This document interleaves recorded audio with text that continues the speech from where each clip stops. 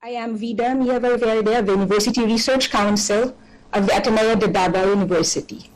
So welcome to this it's already the sixth Mindanao Policy Research Forum. As we start today's program, let us quiet our minds and hearts as we dispose ourselves to prayer, followed by the playing of the national anthem.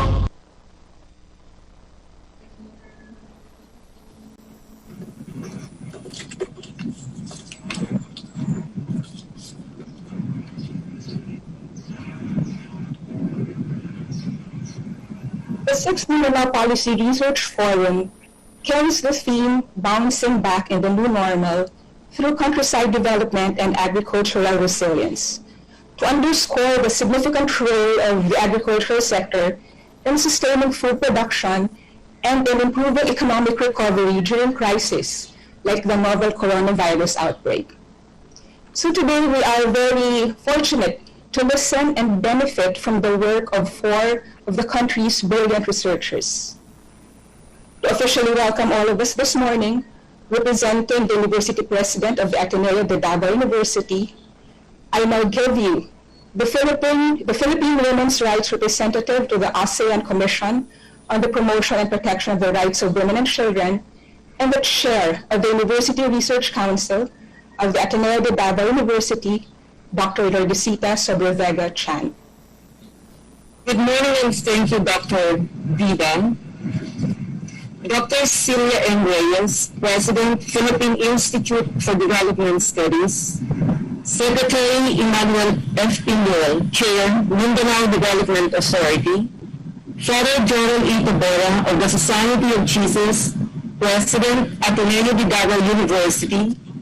Undersecretary Alan A. Siller, Undersecretary for Resilient Government Emergency Communication of the Department of Information and Communications Technology, distinguished panel of presenters and discussants, research fellows and associates and members of Management Committee of PIDS, partners from the Mindanao Development Authority, headed by the Chair and Director Reyes, distinguished members of the audience, Jesuit fathers, members of the University Research Council and the Ateneo community, guests, good morning.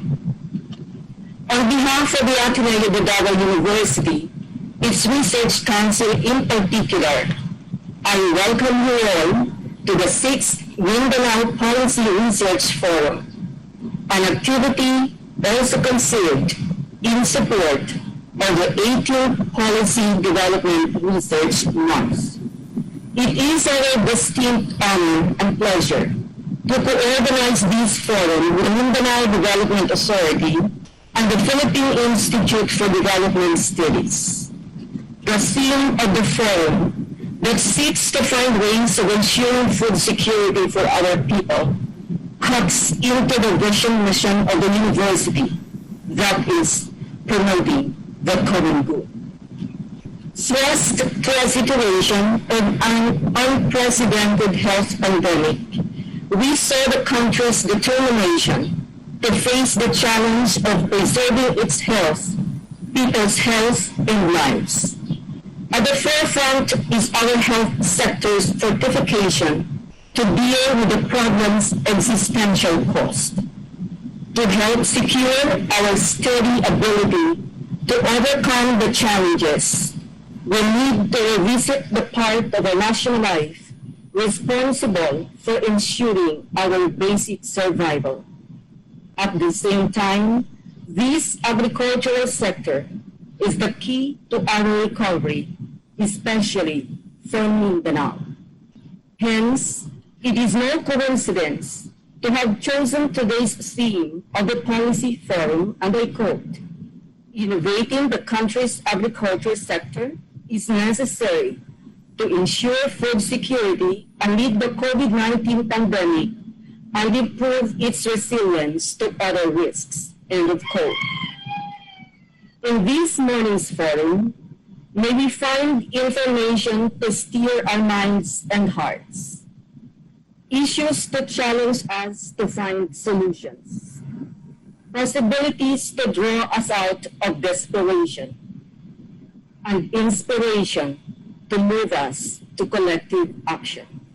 Once again, welcome and good morning to all.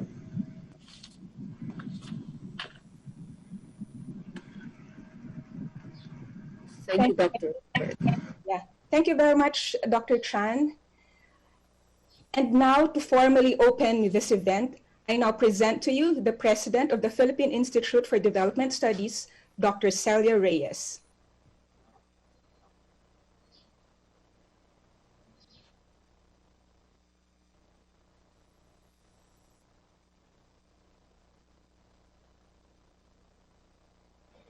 You're on mute, ma'am.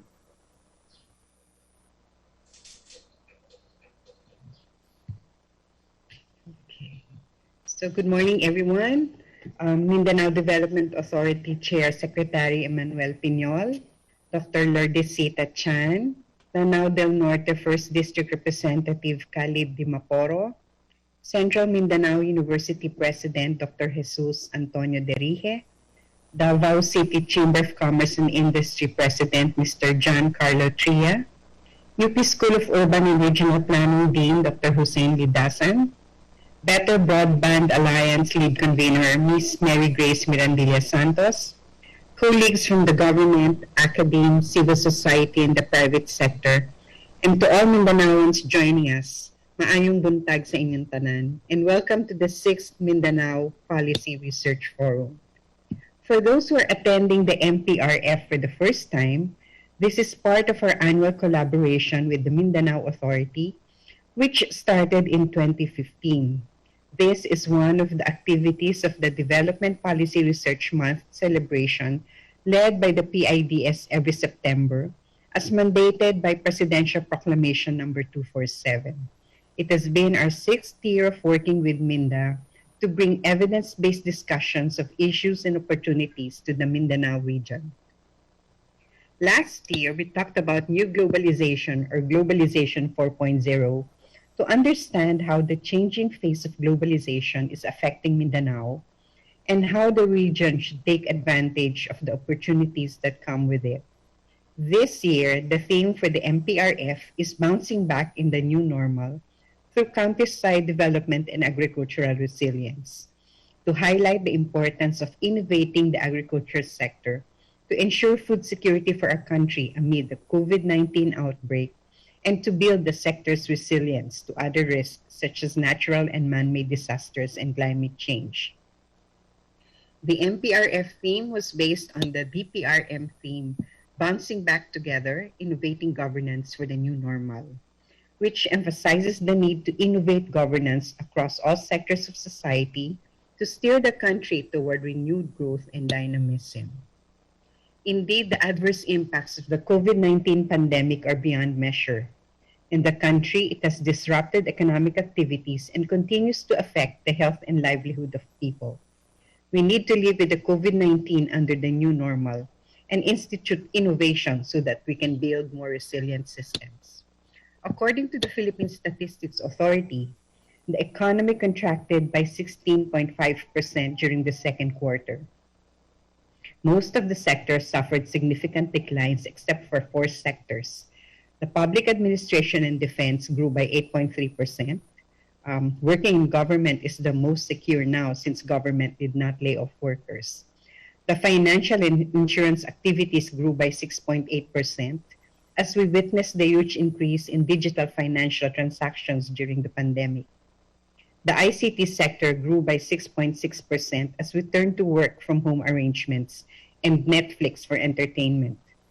The agriculture sector grew by 1.6% in the second quarter as the lockdown affected mainly the large urban areas. With global supply chains being disrupted, we realized the importance of agriculture to ensure food security. This highlights the need to continuously innovate and implement reforms in agriculture to be able to build resilience to future shocks and threats. So where does this put Mindanao in the picture? While Mindanao contributes only 14.5% to GDP, Mindanao has a key role to play in sustaining food security during and after the pandemic, as it produces over 40% of the country's food requirements and contributes to about 30% to the national food trade.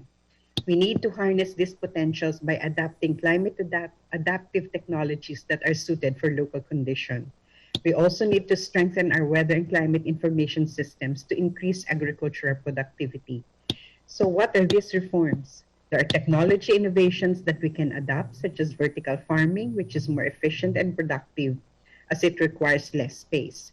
Farmers can also use drones to pollinate plants, as well as artificial intelligence to fully automate tractors to maximize their harvest. They can also explore the process of genetic editing, which is applied to plants and animals to lessen the amount of methane produced by livestock. Crop engineering is also a popular practice in other countries, which requires less water but results to greater yield. There are also structural innovations that we can follow, such as the alternative agricultural network and supply chain formed by small and medium-scale farmers and producers.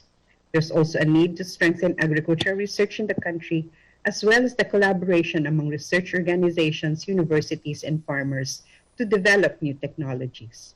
During our past visits to Mindanao, we have seen firsthand the strong extension services being provided by academic institutions in Mindanao. I'm sure there are a lot of local innovations out there that have been developed by the academic and research institutions and being shared to farmers. This morning, we will hear from our experts the innovations that have been adopted and what else are needed to build a resilient agriculture sector. They will discuss how the pandemic has affected Mindanao and provide recommendations on how Mindanaoans should cope with the effects of the crisis and bounce back in the new normal. As I have said time and again, we need to have a collective action and coordinated response to achieve fast recovery from this pandemic. and build resilience to future shocks. I look forward to hearing your insights this morning. Once again, thank you all for joining us.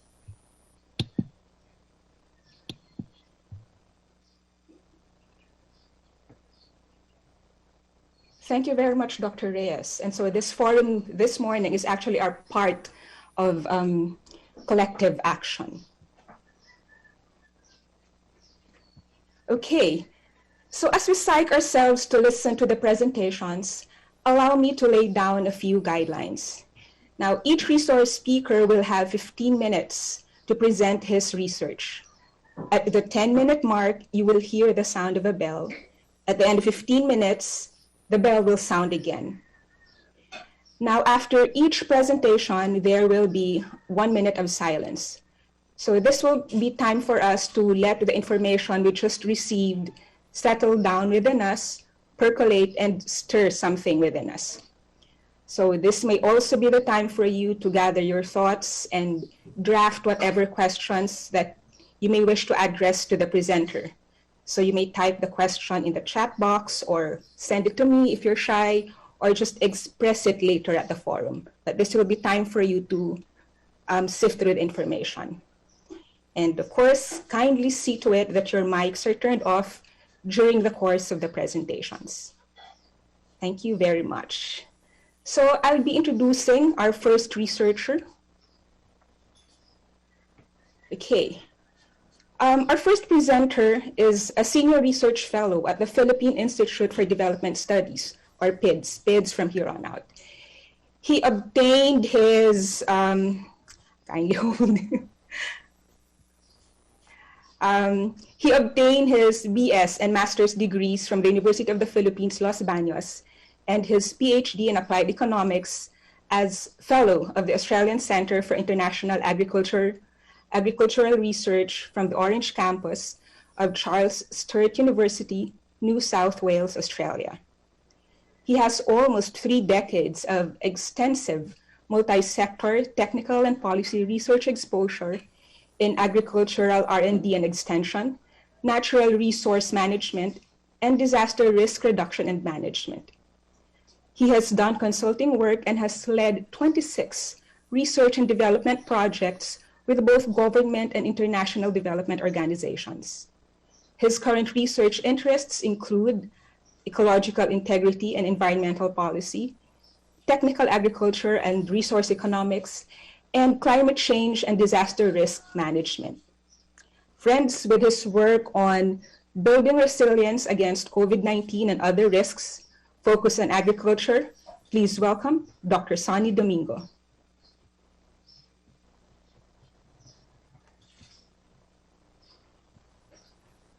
Okay. Thank you to our moderator. I'll be sharing my screen.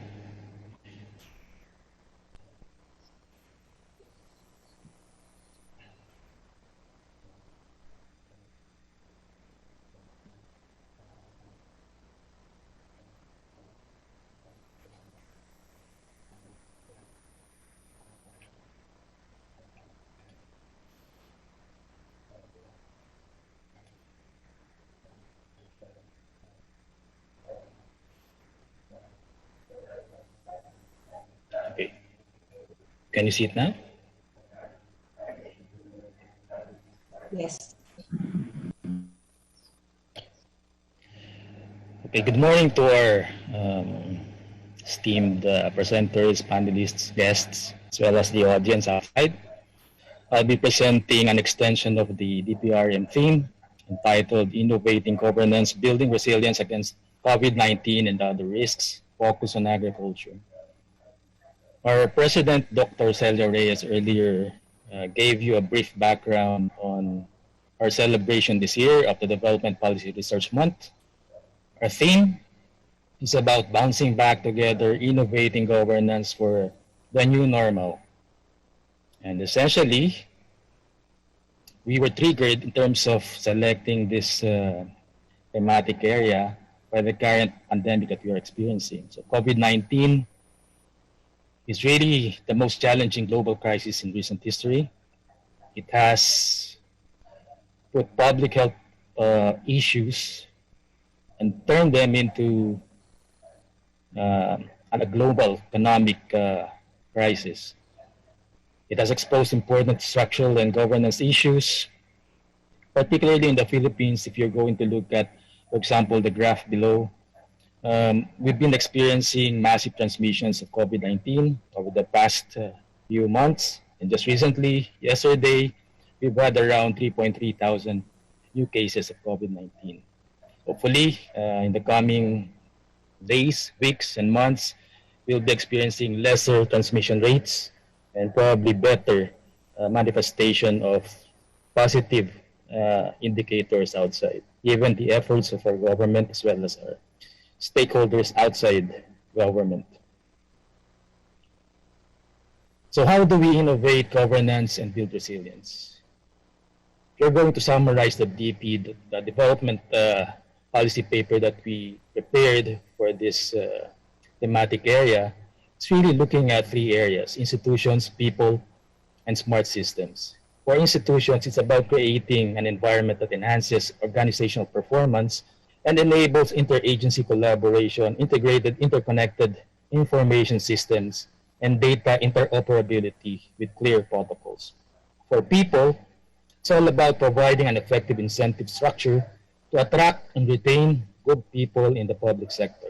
So public servants, those working within the bureaucracy, continuously retool and upskill the workforce to be adaptive to change in this volatile, uncertain, complex, and ambiguous world. Smart systems update technology and integrate app information systems, promote digital connectivity, agile governance, and seamless service delivery. So institutions, people, smart systems. We looked at all the sectors and we prepared our general discussion paper on this. But for this presentation, we'll be focusing more on agriculture. So the Philippine agriculture, as you see here, is really very important in terms of our economy and in terms of the livelihood of so many Filipinos. So around 70% of the population located in rural areas, most of which are classified poor, depend on agriculture for their income, for their source of livelihood. The sector employs around 10 million agricultural workers, but the numbers have been falling in recent years. If we're going to look at the past 10 years, you'll be seeing figures that are, falling year after year until what you have now, which is around 8.82% as the sector's contribution to the national economy. So comparing that, for example, to the two other major sectors, services and manufacturing, we've been experiencing downfall in terms of the contribution of the sector. But the positive thing is, in terms of this current pandemic, we are seeing a bit of resilience for agricultural stakeholders. For example, in this graph, you'll see that for the most recent quarter that we've been through, the second quarter of 2020, the performance of the agricultural sector is better compared to, for example, those of the services and manufacturing sectors. We still have experienced positive growth rates for the agriculture sector compared to very negative outcomes for services and manufacturing. So 1.61% growth rate for agriculture compared to 15.79, 21.25 negative numbers for services and manufacturing respectively. The World Bank has flagged certain areas in terms of negative damages to the sector. For example, if you're going to look at reproduction and production segments, you'll see limitations in terms of input supplies, logistical arrangements, even shortages in labor and labor mobility. So you'll be seeing as well fluctuations in terms of price and trade arrangements. And that's really a result of so many restrictions in terms of local political borders and activities on farm and off farm. In terms of produced transport, we've been seeing labor shortages, hampered transport channels, limited transport means, inter-LGU restrictions, and for processing and marketing activities, the same labor shortage because of quarantine restrictions and labor workforce mobility restrictions are very evident. And in terms of facility shutdowns, inability to produce and supply mid-season requirements, lack of financing, there are also operational distress and insolvencies for SMEs. So the same shutdowns are viewable in terms of the markets for certain commodities, as well as the opening of retailers and restaurants. The government has responded in terms of a very general guideline. So we've been trying to keep domestic and import supplies open. We've been trying to promote farmers' continued access to inputs and services needed for the next harvest and beyond. And we've been trying to protect primary producers and workers in the value chain from income losses. So these are the ideals that we've been trying to achieve in terms of the decisions within IATF, in terms of the actual grounded initiatives from government. Unfortunately, we've been seeing shortfalls in terms of outcomes. Probably we've been trying to adapt, and we've been going through a very important transition in terms of us relating to the new normal. A good thing is that we have been seeing good manifestations in terms of policy direction within our mandated institution in government. For example, the DA has came up with a very good framework for bettering the sector. So number one, they're going for modernization. Number two, industrialization. Number three, promotion of export. Number four, consolidation of small and medium-sized farms. Number five, infrastructure development. Number six, higher budget and investment within the sector. Number seven, legislative support. And number eight, the formulation of roadmaps for the different commodities. And to your right, you'll see several good strategies indicated in their work plans. So the DA has been doing its part in terms of coming up with a good guideline, good framework in addressing development as well as COVID-19 related constraints and issues.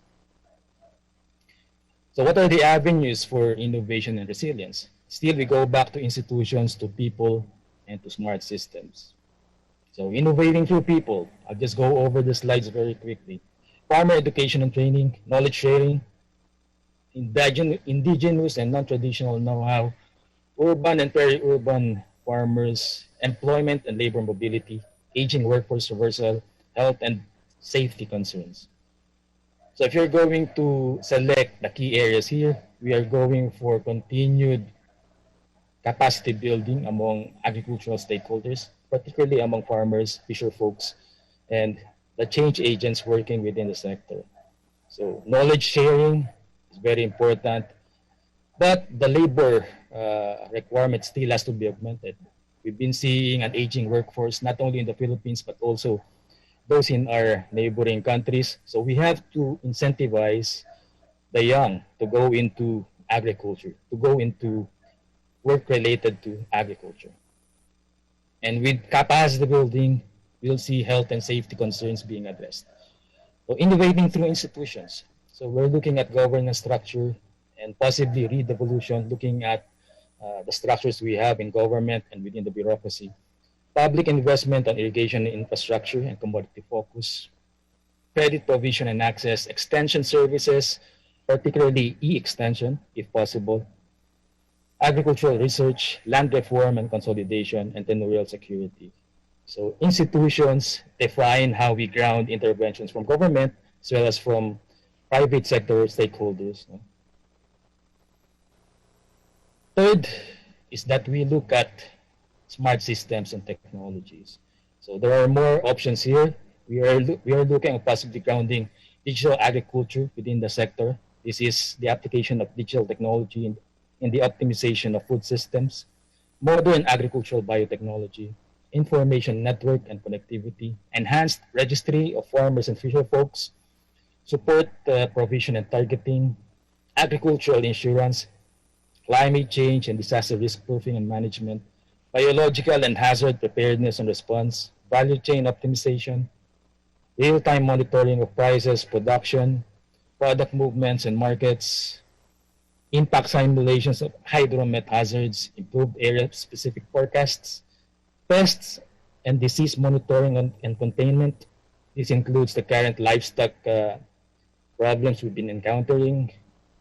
The African swine fever is still ongoing, and we've been trying to minimize its spread subnationally.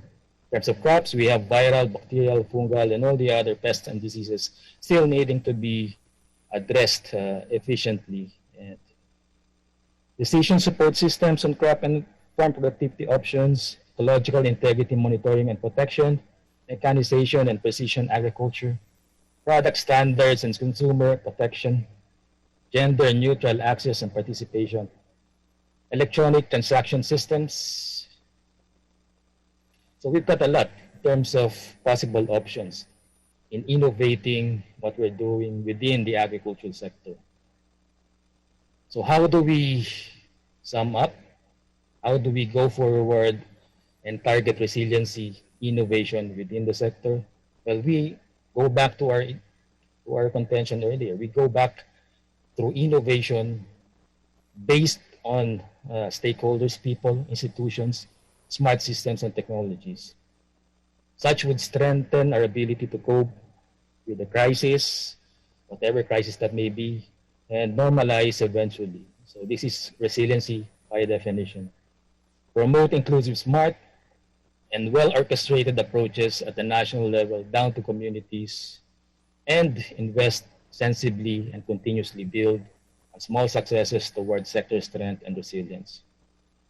So the agricultural sector right now is probably faring relatively better compared to manufacturing and services. But we have a long way to go, and there is a long way to actually to look at in terms of us grounding more interventions, in terms of us addressing more COVID-19 related issues, in terms of us addressing other risks affecting the sector. So again, people, institutions, and smart systems. That's the best way to go in terms of augmenting the performance of the agricultural sector, as well as enhancing its resiliency. So that's my presentation. Thank you. Good morning, and have a nice day. Yeah. Thank you very much, Dr. Domingo. It is indeed heartening to note that the agricultural sector is showing resilience in this very difficult new normal. So yes, we truly affirm the roles of institutions, people, and smart systems in innovating governance and building resilience. Now, 1 minute of silence to reflect, gather your thoughts, and draft your questions starts.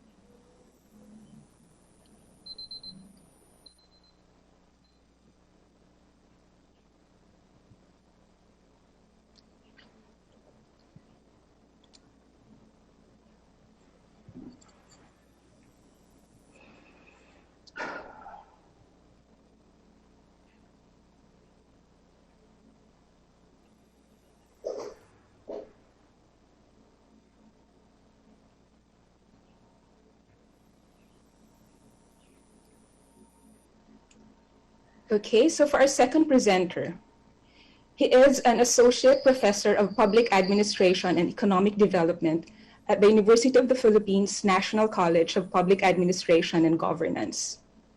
He holds or has held the following positions of responsibility: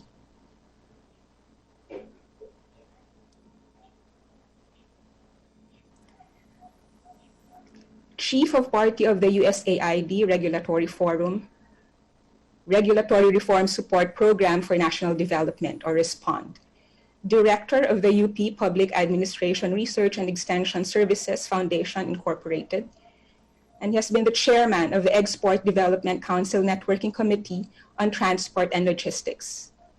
He is also senior advisor of Transport and Logistics Committee of the Philippine Chamber of Commerce and Industry. So today, sharing with us his research on socio-economic impact of the COVID-19 pandemic in the Philippines/Mindanao, let us welcome Dr. Enrico Basilio. Hello, good morning, Ida. Good morning, sir.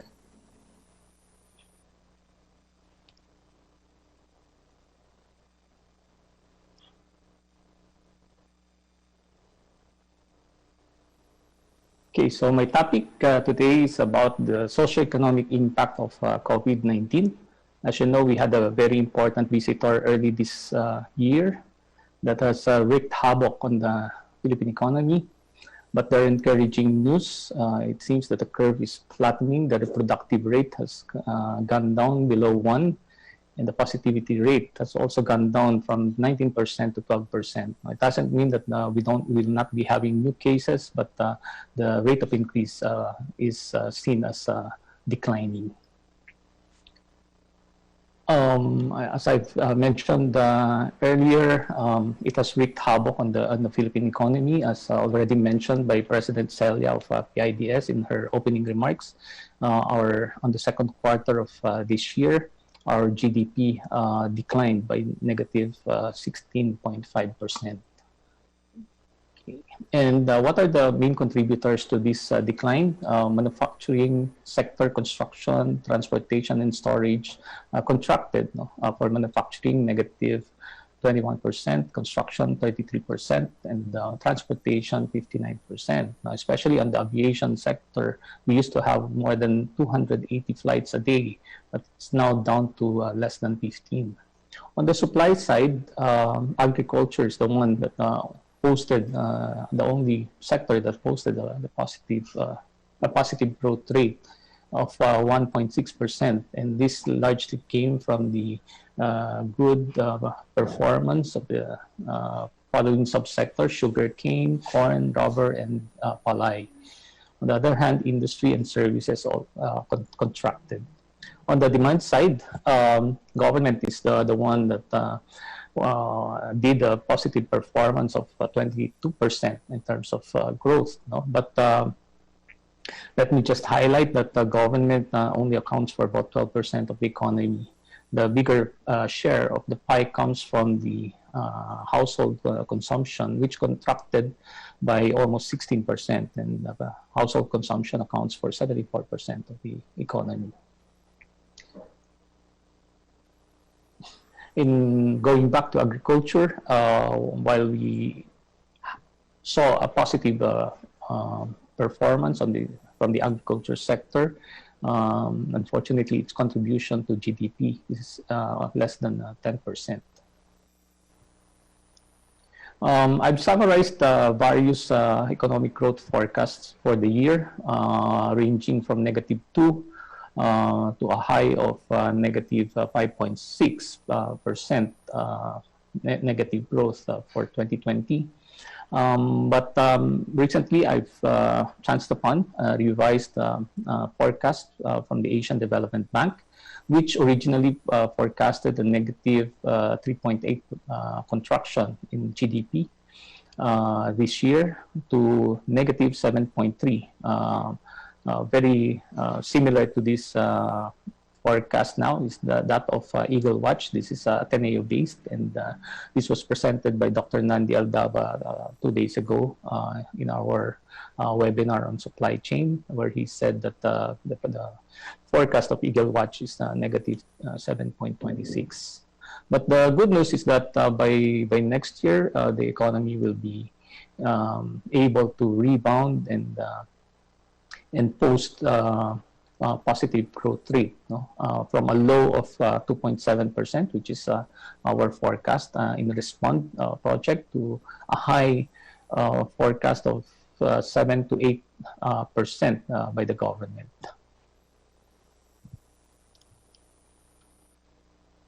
The cost of socio-economic during this time of pandemic on the economy, ECQ about 14.6 billion a day.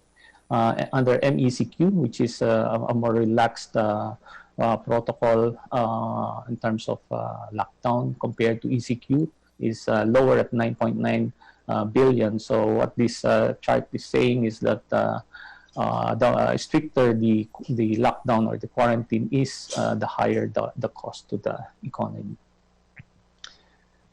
Okay, NEDA estimates a 1.1 trillion loss per month because of the lockdown. And as you can see here, there are regional costs attributed to the lockdown. And the highest costs emanate from the National Capital Region, from Calabarzon, and also from Central Luzon, mainly because most of the economic activities, industrial activities are happening in these three regions, which account for 62% of our total GDP.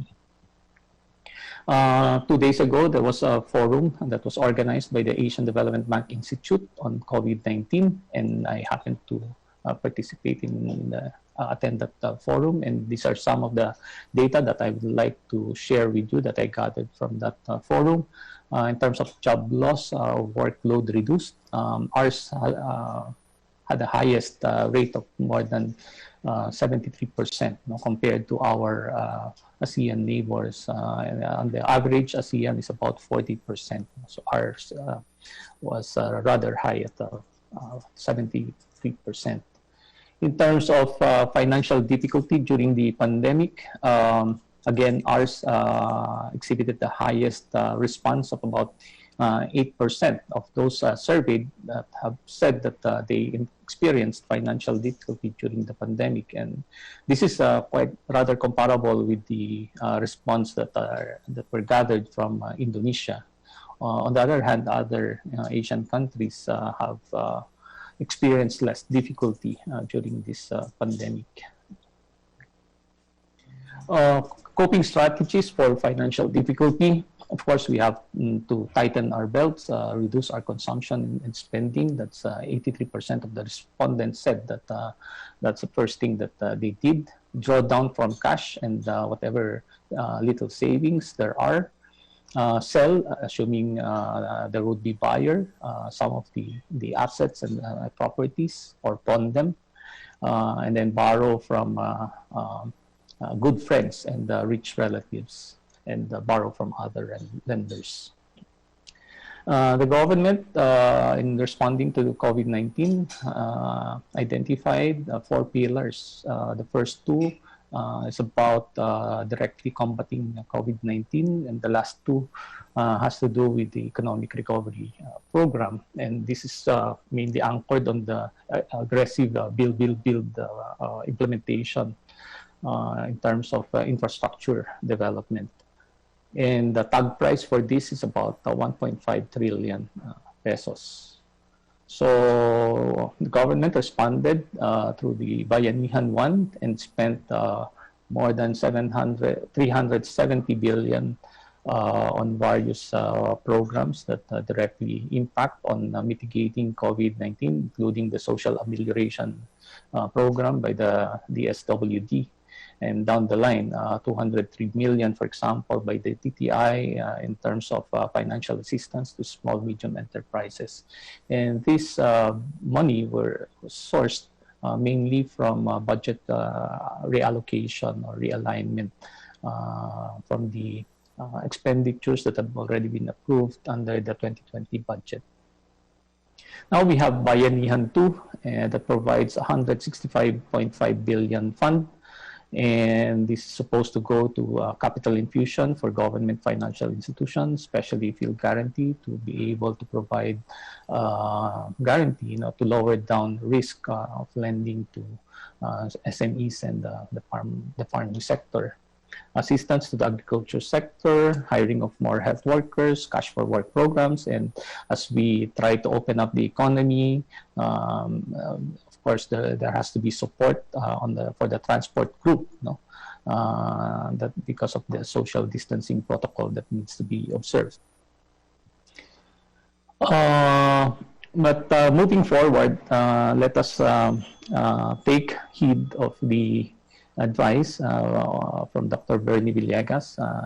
He spoke at the Asia CEO Forum last September 3, and he basically advised us to not lose focus on the lasting trends. So he said, in these very uncertain times, we have to focus on lasting trends instead of getting distracted by temporary blips. And there's reason to be hopeful, especially as we try to recover next year. Oxford Economics 2019 ranks Philippines #2 among the top 10 leading emerging markets that will dominate the global economy in the next decade. Hong Kong Shanghai Bank's top economies by 2050 ranks the Philippines as 16th, and this is an improvement from its previous rank of 27th. The Emerging Economists also ranks Philippines 6th in terms of financial strength. And this can be supported by our good fundamentals. So the macro fiscal framework has weakened, yes, because of COVID, but it remains fundamentally okay and strong. Our debt to GDP ratio may go up to about 55% from about 40% previously, but this is well within a manageable range. Other countries have more than 200% debt to GDP ratio. We are seeing historical lows in price environment. Particularly, our inflation is within the 2 to 4% range targeted by the government. Signs of, as you can see in the graphs, and there's also an improvement in the unemployment rate. So these are encouraging signs.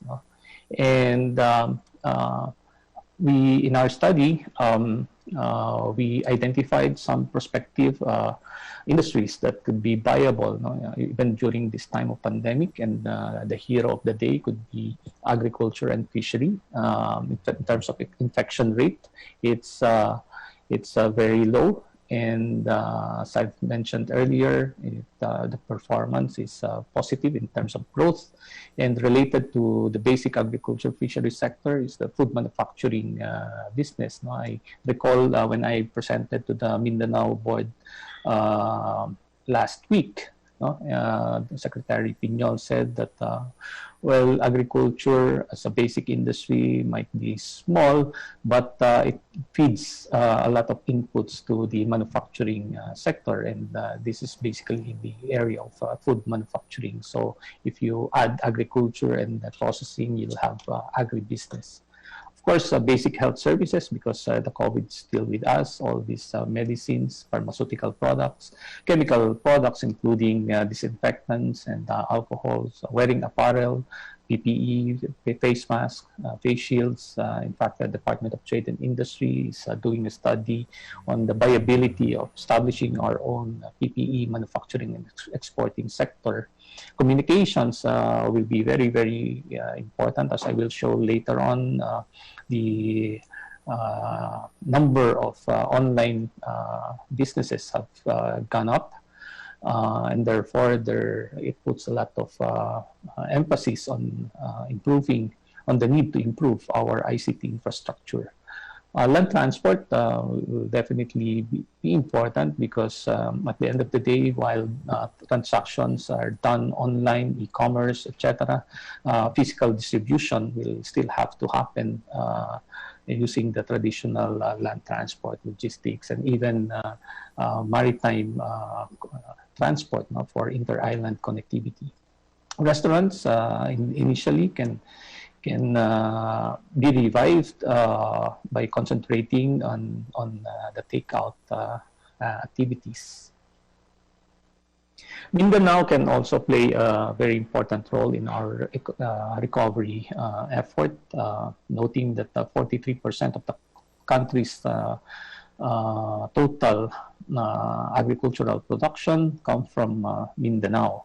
But in terms of infrastructure, a lot of the improvement and development must happen. Only 49.5% of the roads in Mindanao are paved. So the Build Will Build program must put a lot of emphasis on infrastructure development in Mindanao to support the production increase in terms of agricultural productivity. Now, there are challenges that we need to confront and to address as we try to have economic recovery by next year. This is about improving our regulatory environment to put up business and to even remain in business is very difficult. There are a lot of regulatory requirements, time of registering a business is so long, and the cost is also rather high. So the Anti-Red Tape Authority and our project Respond is trying to provide technical assistance in the implementation of Nehemiah, the national effort for the harmonization of efficient measures of interrelated agencies, and trying to reduce by 52%, that's the target, regulatory bottlenecks in a year's time. And ARTA, through the Nehemiah program, is focusing on priority sectors. These are important sectors like connectivity, including telecommunications, and setting up the telco towers to support our improvement of the internet connectivity and quality. Housing and construction, food and pharma, logistics, definitely, because as I've said, as we try to improve our productivity at the farm level, our productivity at the industry level, these have to be moved efficiently by our transport sector and by the logistics sector, and finally the power and energy sector. We also have to address non-tariff measures to reduce barriers to trade. So tariff levels have already gone down, but a big part of this barrier to trade has to do with non-tariff measures. So there are cases when we need to import. So, and to do that, we have to make sure that the doing trade is unhampered likewise. And then finally, we have to improve our infrastructure in terms of connectivity, inter-island connectivity, through the roll-on, roll-off shipping, to be able to provide smaller islands access to bigger markets through efficient and seamless transport connectivity. But equally important is the improvement of our ICT infrastructure. As I mentioned earlier, before the lockdown, there were only 1,700 registered Philippine online businesses, but it has grown to about 75,000 after the lockdown, more than 40 times in the past 5 months. And we have to support it with a good ICT infrastructure in terms of quality and in terms of reach. So with this, I end my presentation. Thank you very much for inviting me to this forum. Thank you very much, Dr. Basilio. True, the agriculture sector has posted a positive growth rate of 1.6%, and we still have a long way to go as it contributes only less than 10% to the GDP. But then again, as Dr. Basilio asserted, that the hero of the day would still be agriculture and fishery. So now, 1 minute of silence to reflect, gather your thoughts, and draft your questions starts.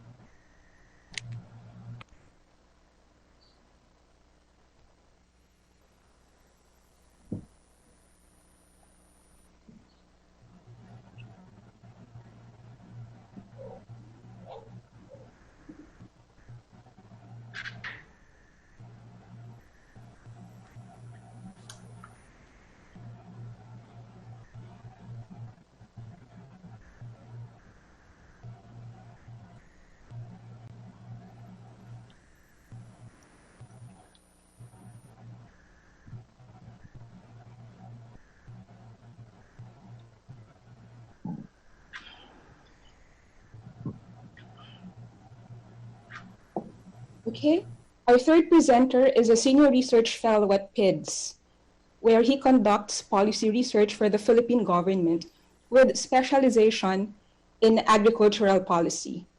He has authored numerous public research papers and co-edited 4 books on the economics of agriculture and natural resources, rural development, food security, international trade, and the macroeconomy.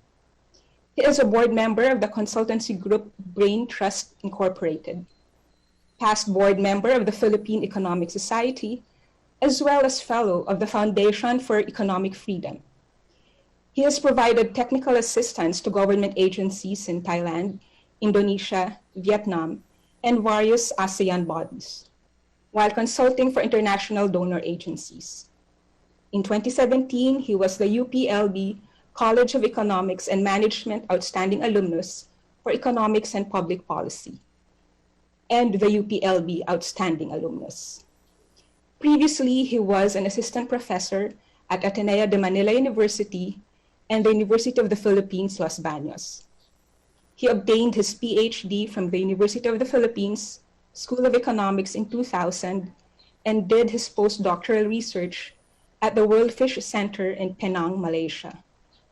Sharing with us his work, Rapid Assessment of Impact of COVID-19 on Food Security, Rural Livelihoods, and Agricultural Market Chains in Mindanao, please welcome Dr. Roehlano Briones. Thank you very much for that introduction, and I'm glad to be here to be presenting in this forum. It's also my third or fourth time to be presenting in this forum. This time, this is a project with the Food and Agriculture Organization and the IFAD. The objective of this assessment was to gauge the impact of COVID-19 restrictions on the domestic food supply chains and by implication, food security. So beyond just reading the contents of national circulars, supposedly exempted sa lockdown, yung essential services or sectors like food, we actually tried to do some consultations to the extent feasible under the current emergency throughout the supply chain with food processors, with retailers, with farmers, and so on. So that based on this rapid assessment, we can obtain some basis for further planning for recovery out of this pandemic. So a lot of the material that about agriculture has already been discussed now by the previous speakers. So I think maybe I can focus on what we derived from our consultations. Just to let you know how we structured it, we focused on demand centers in Luzon, Visayas, Mindanao, respectively Metro Manila, Metro Cebu, and Metro Davao.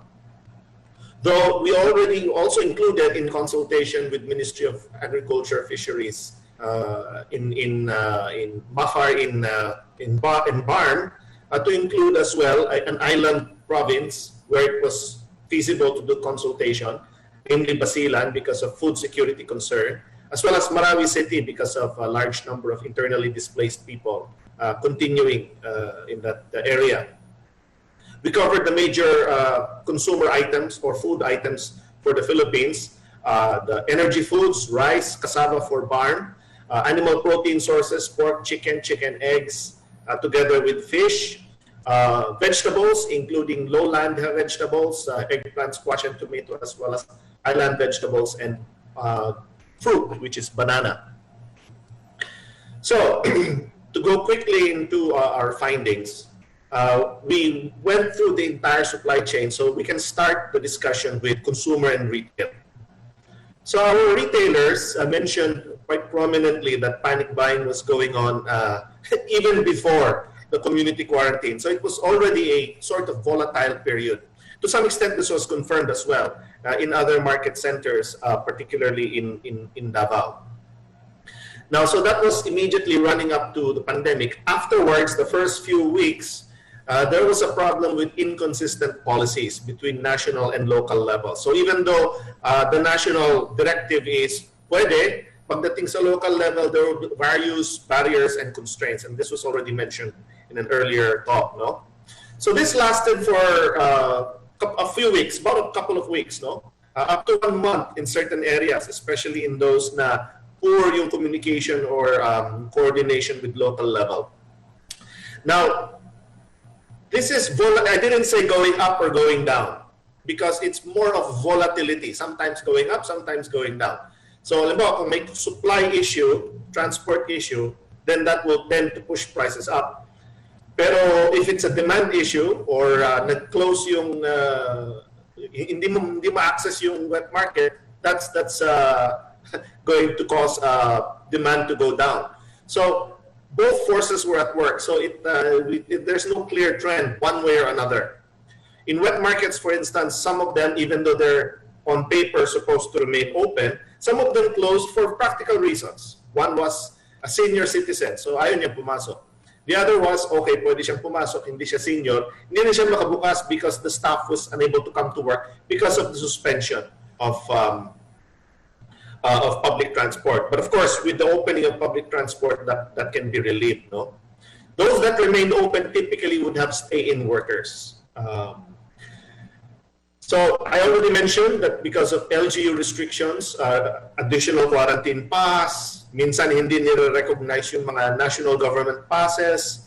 This introduced delay in the movement of foodstuffs and even the movement of traders when they try to access certain areas to purchase food, vegetables, rice, and so on.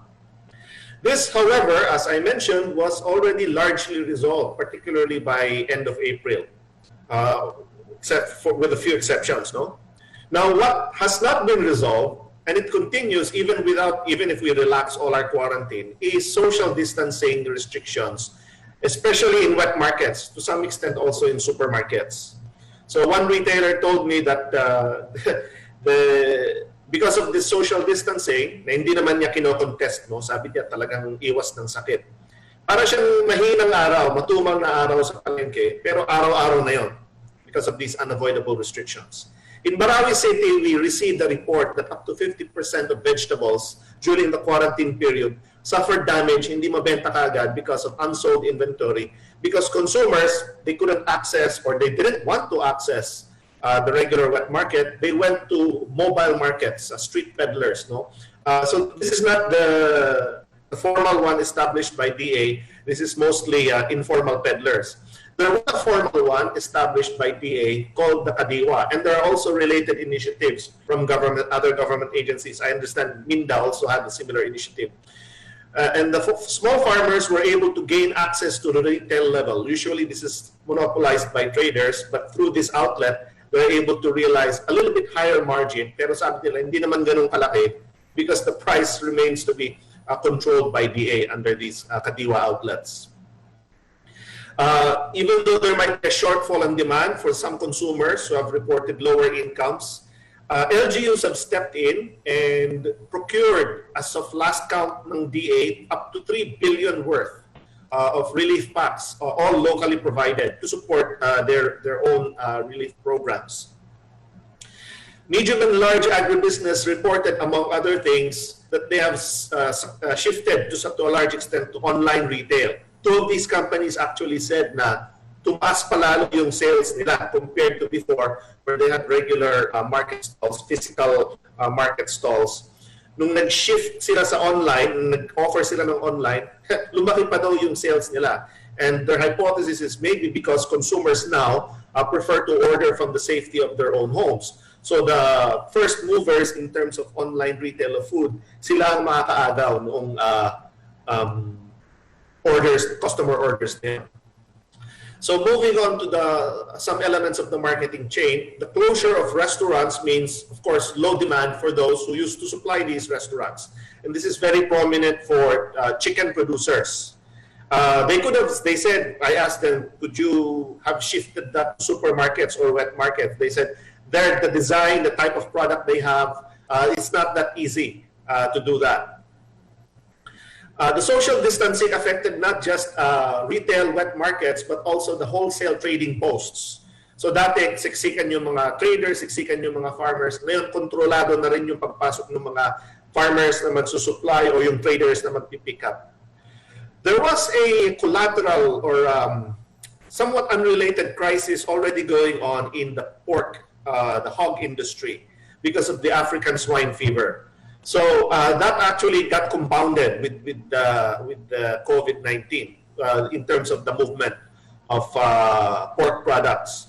Although it's possible, according to the DA, that the movement restrictions from COVID actually helped prevent the further spread of the ASF disease.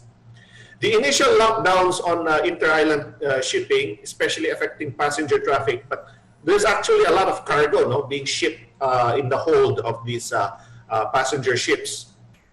So that stopped for a while, and even though you could load them into 100% cargo ships, mas madalang na yung trip. So this caused, especially for the highland vegetables, some deterioration. Hindi naman daw totally unsold, pero bumaba yung presyo nila kasi mabibenta na siya as second class, whereas before the lockdown, makakarating siya all the way to Visayas as first class because of rapid transport. The chicken producers and traders also incurred higher storage costs. So anong nangyari, when they couldn't, nawala yung order ng mga big fast food chains, they stored their product. So they incurred higher storage costs. Of course, they drew down that product, so they definitely, to a large extent, almost completely stopped production for at least several weeks. Bangus flagged an issue. The one Bangus aquaculturist flagged an issue that Philippines should resume more domestic flights, especially to Indonesia, because it's in these domestic flights that they purchase their fry. Right now, they're relying on domestic fry. But the season for that is had actually ended by August. Palay and rice millers reported actually not much issue because by the time the pandemic hit, tapos na yung harvest season. And in fact, even though hindi sila makabenta ng ganong karami sa retail or wholesale outlets nila, they said it's the LGUs that had a strong demand because rice is normally part of any relief pack program of almost every LGU. Backing up to the production level, some farmers reported that there were issues in accessing labor, especially during harvest period when they may need to import, quote-unquote, labor from, say, outside the barangay or even outside the municipality. Alam naman natin, pagdating sa pagtawid ng tao across barangay sa municipalities, may mga LGU hihingi ng ganitong pass, ng ganitong permission, especially in the first month or so of the pandemic. Plus, a lot of the public transport, or actually all public transport in many areas was shut down, including the habal-habal, including the tricycle. So hindi rin maka-move yung labor. But that turned out to be a temporary problem, as was the closure of many agro-trading shops. So some farmers and fishers actually reported na hindi sila makabili ng net, hindi sila makabili ng feeds, hindi sila makabili ng binhi, because of agro-trading shops. Although to its credit, some local governments as well as DA were able to step in and provide some seeds to some of the farmers, especially vegetables. Some processing companies, we asked, we know that in other areas like USA, there's a big problem in outbreaks. Fortunately, Pilipinas was spared that, and some processing companies said actually, because of the lockdown measures, hindi rin makapasok yung workers nila 100%. So they were able to smoothly implement the social distancing and work safety protocols that were actually being introduced by government agencies, especially DA, say in slaughtering plants. Imports were flagged as a concern because the country remained to be open to imports during the pandemic. Although I should flag that imports have always been an issue, with or without the pandemic. And actually, international market as a competitor for the pandemic, for farmers actually weakened because of the pandemic, because of difficulties in international logistics. So across the board, reviewing customs data, imports actually fell in the first quarter of up to May of the months of January to May of 2020. So to summarize the findings, COVID-19 hit an agri-food system already confronting serious short-term and long-term challenges. I think I mentioned, for instance, a short-term, yung African swine fever. Long-term challenges were mentioned already in the talk by Dr. Domingo. There was an initial period of confusion with the implementation of the lockdown in mid-March for many areas of the country, extending to mid-April. But by end of April, early in May, this was already been resolved largely. However, what has not been resolved is limited market demand. Whether you're talking about exports of coconut oil, exports of rubber, there's a global economic squeeze so that the orders are really down. Or local demand because of reduced purchasing power of many households who have suffered economically due to a lockdown, and of course the inaccessibility of these households to the concentrated distribution points, mainly the wet markets and supermarkets. There is, of course, a ground for tempered optimism because among all the expenditure items na ititipid ng household, food is the last, no? Pwede siyang mag-forgo ng trip niya or bakasyon niya, pero hindi niya masyadong, pwede siyang mag-forgo ng mga mamahaling handa. Actually, wala nang handa. Pero, but they will still purchase some basic food. There's optimism towards baka maging permanent na yung shift to increasing share of e-commerce for agriculture. Some indication of better prices for some farm gate. In Benguet, we heard this. So definitely, on the whole, what the sector really needs is recovery of the entire economy in order to put it on more solid ground. So we recommend that in the next crisis, based on these findings, na hindi na maulit all of this confusion and disconnection. We already learned our lesson. So whenever magkaroon uli ng another need for quarantine, and we can never discount this, we should be prepared to have resilient food supply chains. We need to rely more on transforming agri-food systems towards dispersed distribution, such as more of these mobile markets, and especially e-commerce, but flagging the issue of being able to include our small farmers and fisher folk.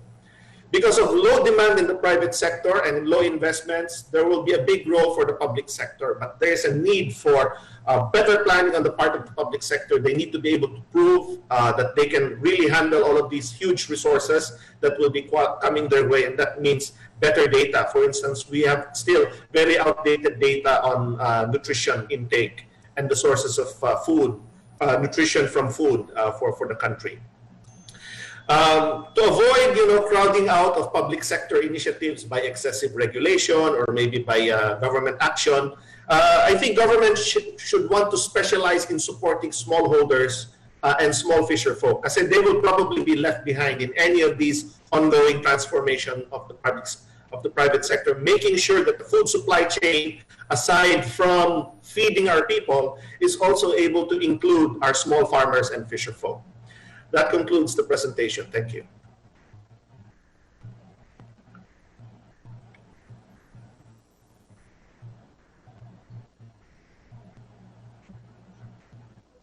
Thank you very much, Dr. Briones. Yes, farmers and small enterprises really felt how you put it, matumal na araw pero araw-araw.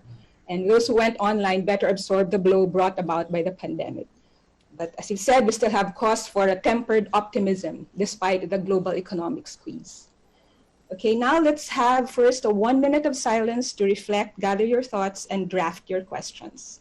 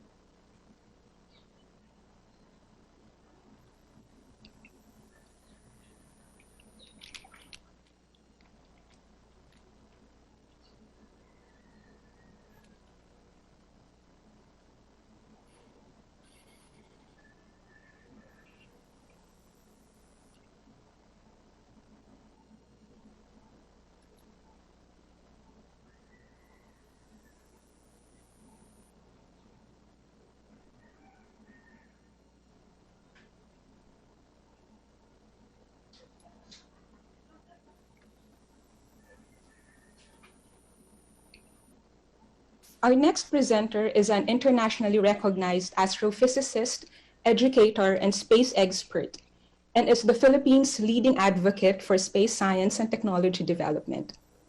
Currently, he is a member of the Board of Trustees and is the chair of the Department of Aerospace Engineering of the Ateneo de Davao University. He obtained his undergraduate degree in applied physics from the University of the Philippines, Los Baños, master's in physics from the University of the Philippines, Diliman, and his doctoral degree in physics, specializing in computational astrophysics at the University of Tsukuba, Japan, under the MEXT Japanese Government Scholarship Program. He has led the National Space Development Program, which crafted the Philippine Space Development and Utilization Policy and Proposal for the creation of the Philippine Space Agency. He wrote and spent years actively lobbying for the law that eventually became Republic Act 11363, or the Philippine Space Act, the Philippines' first space law that led to the creation of the Space Agency and policy. He is recognized both locally and internationally, being selected as a 2012 Emerging Space Leader by the International Astronautical Federation, one of the 8 Filipinos in the top 100 Asian scientists of 2018 by the Asian Scientist magazine, and recognized in State Resolution 882 in 2019 by the Philippine Senate for his contributions to space development in the country. Our next resource person has represented the Philippines in international gatherings and has been invited to deliver speeches in numerous local and international conferences to give insights on the perspective of emerging space nations on space science, technology, law, and industry development. He has worked also with the private sector, having established Regulus Space Tech in 2013 and served as a consultant of the Philippine Navy, Philippine Air Force, and the Department of National Defense for several years. He also served as the focal person of the Philippine Space Science Education Program of the Science Education Institute, established the Southeast Asian Young Astronomers Collaboration, member of the International Astronomical Union, national point of contact of the Space Generation Advisory Council, and is a member of various local and international organizations. Ladies and gentlemen, Dr. Rohel Marie Sese, presenting his work enhancing internet connectivity and social inclusivity in the new normal using satellite technology for a better connected agriculture development in the Philippines. Dr. Sese. Hi, good morning, everyone. Thank you for that introduction. So just let me share my slide. Okay, so a pleasant good morning to everyone, especially the guests and participants of this forum. So it's my pleasure to be here today to give you a talk on something that a lot of us has been experiencing, and that is with regards to the connectivity issues that we are having in light of the COVID-19 pandemic. So for today, I'll be focusing more on the utilization of technology, specifically on satellite technology, on how we can improve our connectivity and as well become more socially inclusive here in Mindanao. So this is a work that we have been doing in Ateneo de Davao University between myself and collaborators such as Mr. Lumapas of the Department of Information Technology. And this work spurred was an outcome of the COVID-19 pandemic on the shift from face-to-face education into online education, and how we can harness the use of satellite technology towards improving connectivity. So if we look at the situation right now in terms of the connectivity, a lot of us do not have access to the internet. In fact, almost 40% of Filipinos do not have access to the internet. And as much as 52% of our more than 47,000 public schools are not connected as well. This is also a similar situation in our SUCs, which are, most of them are not equipped for online classes. And within the whole country, it's when we look at the percentage of barangays without internet access, you can see that BARM actually has the highest percentage without internet access, which amounts to about 87%. So this shows how much work we need to do in order to connect the rest of Mindanao, especially the BARM, with the country and the rest of the world. Now, when looking at the average speed of the internet, and this is something that every one of us has experienced. Looking at the global average, we see that there's about the speed for fixed broadband and mobile broadband ranges from anywhere from 33 to 76 Mbps. However, for the Philippines, this is significantly much lower. This is taken from the speed test of UCLA, anywhere from 14 to 22. And in fact, just last month, they have a pronouncement that for August 2020, the average speed is about 16 Mbps. However, we had to look at the methodology on how this monitoring was done. And the methodology that was used by speed test is greatly skews this speed towards the higher end. So there's a greater tendency to skew it to a much faster end. An alternative result, which is taken from a Google MLab, shows that for the Philippines, the average speed for internet connectivity is only about 3.41 Mbps, which is significantly lower compared to the global average or even to the Philippine average. Global average. And here in Davao, we have we did a study last June wherein we found out that we have only about 2.57 Mbps. So this means that the amount of connectivity that we are having is significantly much lower compared to the rest of the country and even the rest of the world. However, this does not mean that there's nothing that is being done to improve broadband access and connectivity. In fact, there are several bills and Senate bills and House bills that are currently lodged in our Congress with regards to improving the connectivity throughout the country. This includes the Senate Bill 471 or the Bilis Connect Act and Senate Bill 45, which is the Open Access Act. So this aims to improve the connectivity or the access by imposing standards and having more means to check on how the telcos are performing in terms of providing connectivity services. We also had the Free Wi-Fi Act, which was passed a couple of years ago. However, despite having 2 years already, that is already in the law being enforced for the past 2 years, almost 88% of the barangays are still without access. And in terms of fiber connectivity and cell site connectivity, this is also much lower at 70% of the barangays, and only 63% of barangays have cell sites or towers. So this was taken from the ICT household survey that was done by NEDA in 2019. And of course, when we talk about connectivity, the central government agency that is in charge of providing connectivity is the Department of Information and Communications Technology. And under the DICT, there is the National Broadband Plan, which provides an overall framework with the vision of establishing broadband as a basic right for all citizens, businesses, and entities. There are several outcomes here, outcomes number 1, 2, and 1 to 4. However, we would focus on outcome number 3, and under outcome number 3, which says that more places are to be connected, we can see here that one of the overall strategy that is being under the National Broadband Plan is to leverage the use of satellite technology and emerging technologies.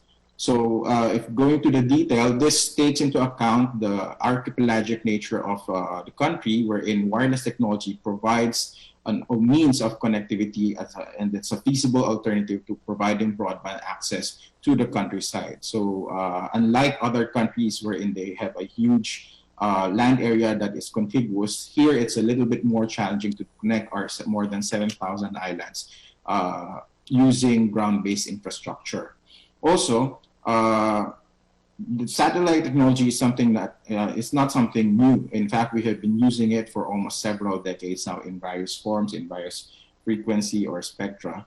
And the government, under the National Broadband Plan, will provide the policy interventions to ensure that there is a smooth implementation and adoption of these wireless technologies. However,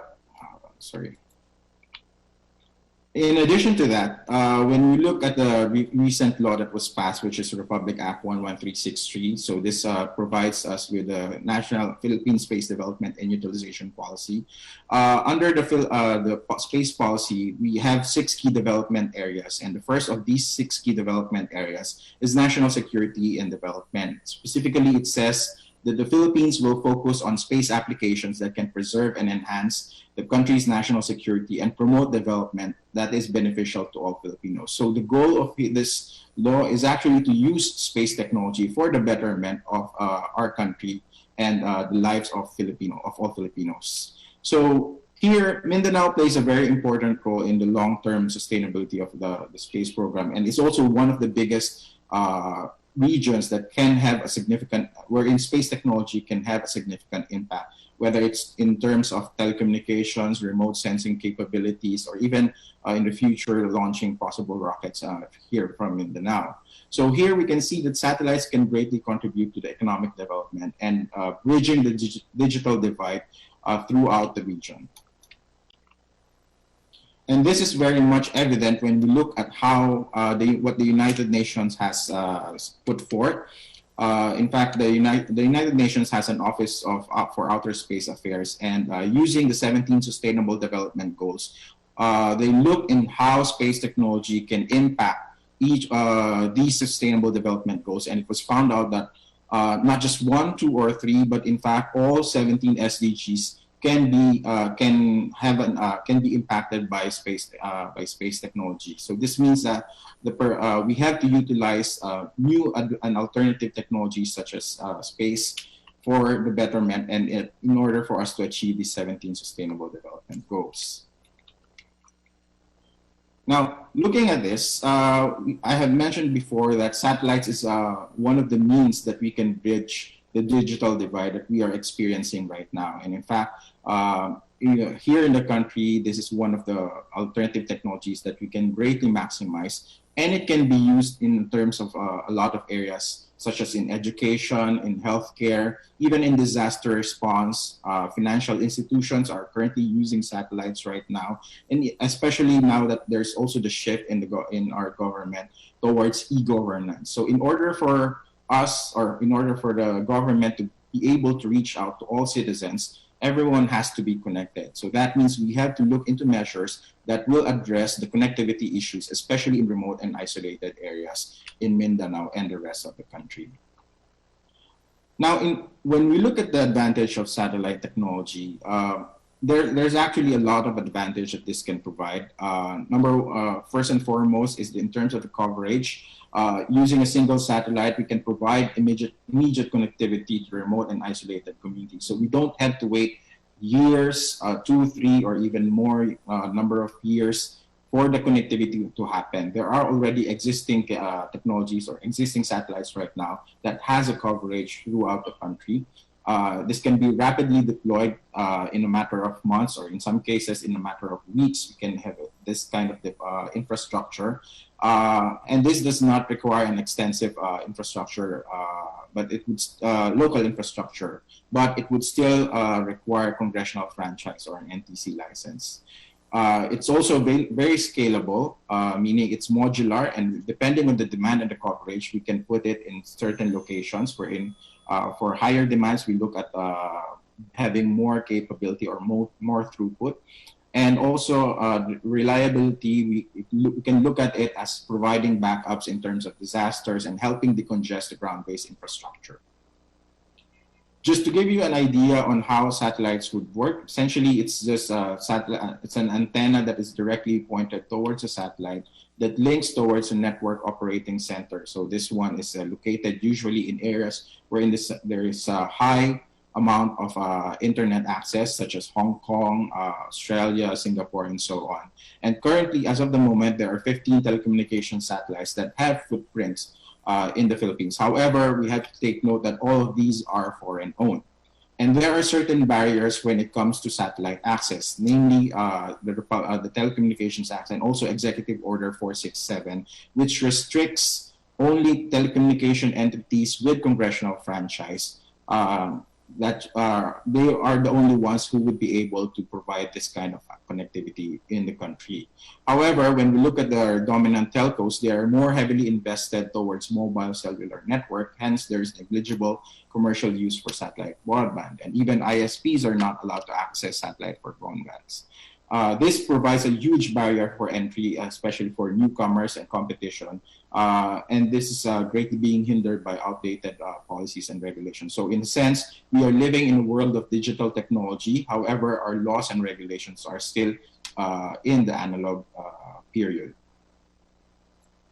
Now, to address this, bridging the digital divide, one of the things that we are working on right now is a pilot testing on the use of satellites, mainly for education. However, this does not preclude other areas such as health and farming, agriculture development, and so on. So we are embarking on a project that would sort of pilot test 5 different locations throughout the Mindanao. This is the Mindanao Community Satellite Network Program, which is going to be led by Ateneo, and in cooperation with partner schools and the DICT and the LGU. So we have identified 5 different centers where in the next few months or before the end of the year, we will be able to roll out this project and provide connectivity to these different locations. So access will be prioritized for teleeducation and telemedicine, but it can also be utilized by the rest of the community. And this is where we are a little bit excited, and hopefully we would have other partners on board in terms of moving forward and scaling up this project in the future.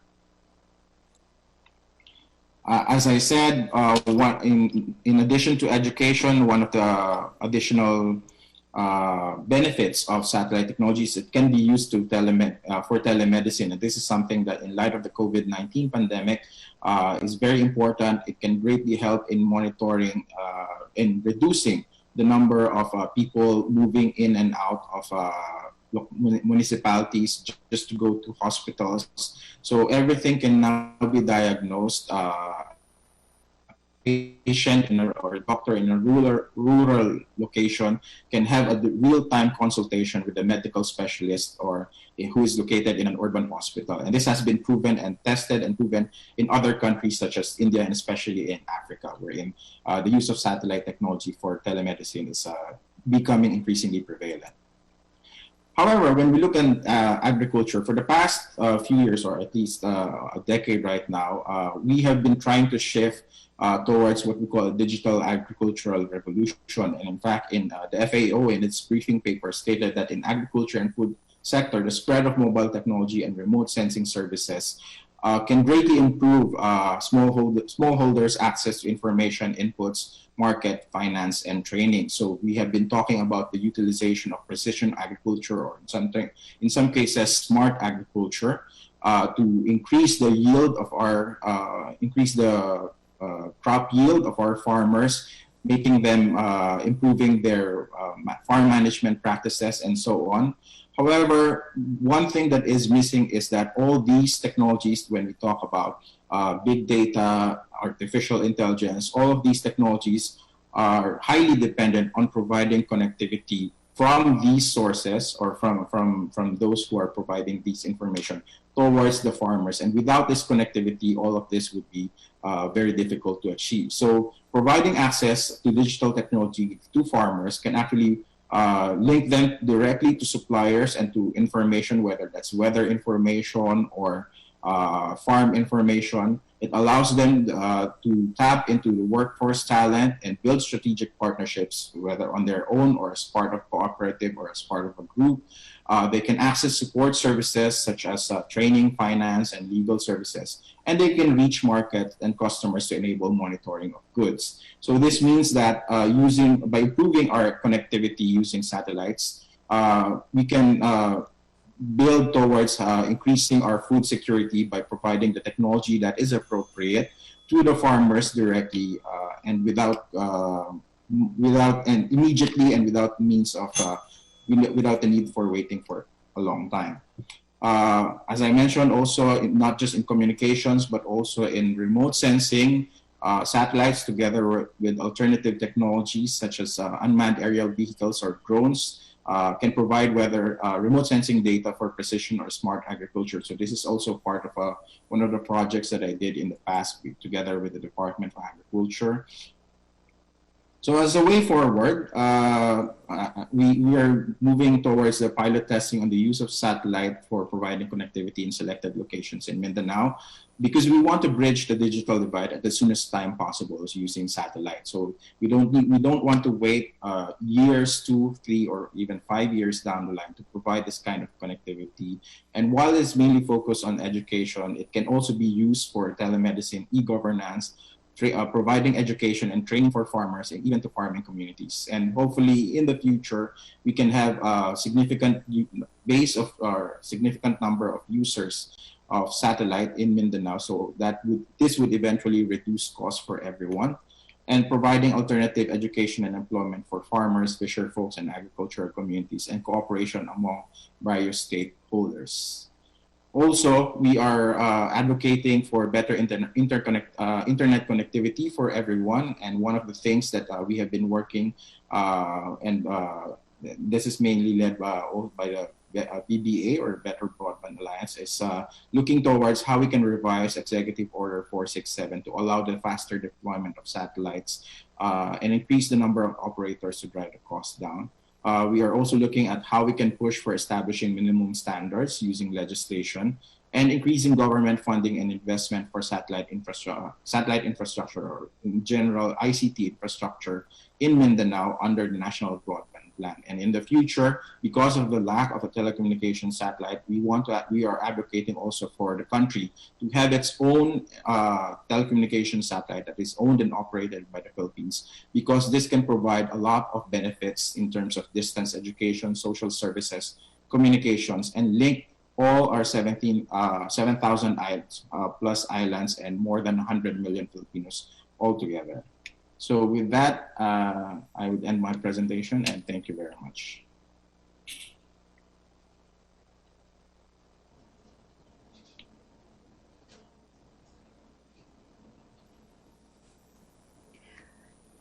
Thank you very much, Dr. Sese. We are looking forward to bridging the digital divide with space technology, especially when it comes to the Mindanao agriculture sector. So cheers to a digital agricultural revolution. Okay. So congratulations and thank you very much to our resource speakers, Dr. Domingo, Dr. Basilio, Dr. Briones, and Dr. Sese. We will go on a 10-minute break. We will come back to listen to our reactors and have the open forum. So in my watch, it's 10:51. Let's come back at 11:01. Tama? Okay. Thank you very much, and let's have a 10-minute break.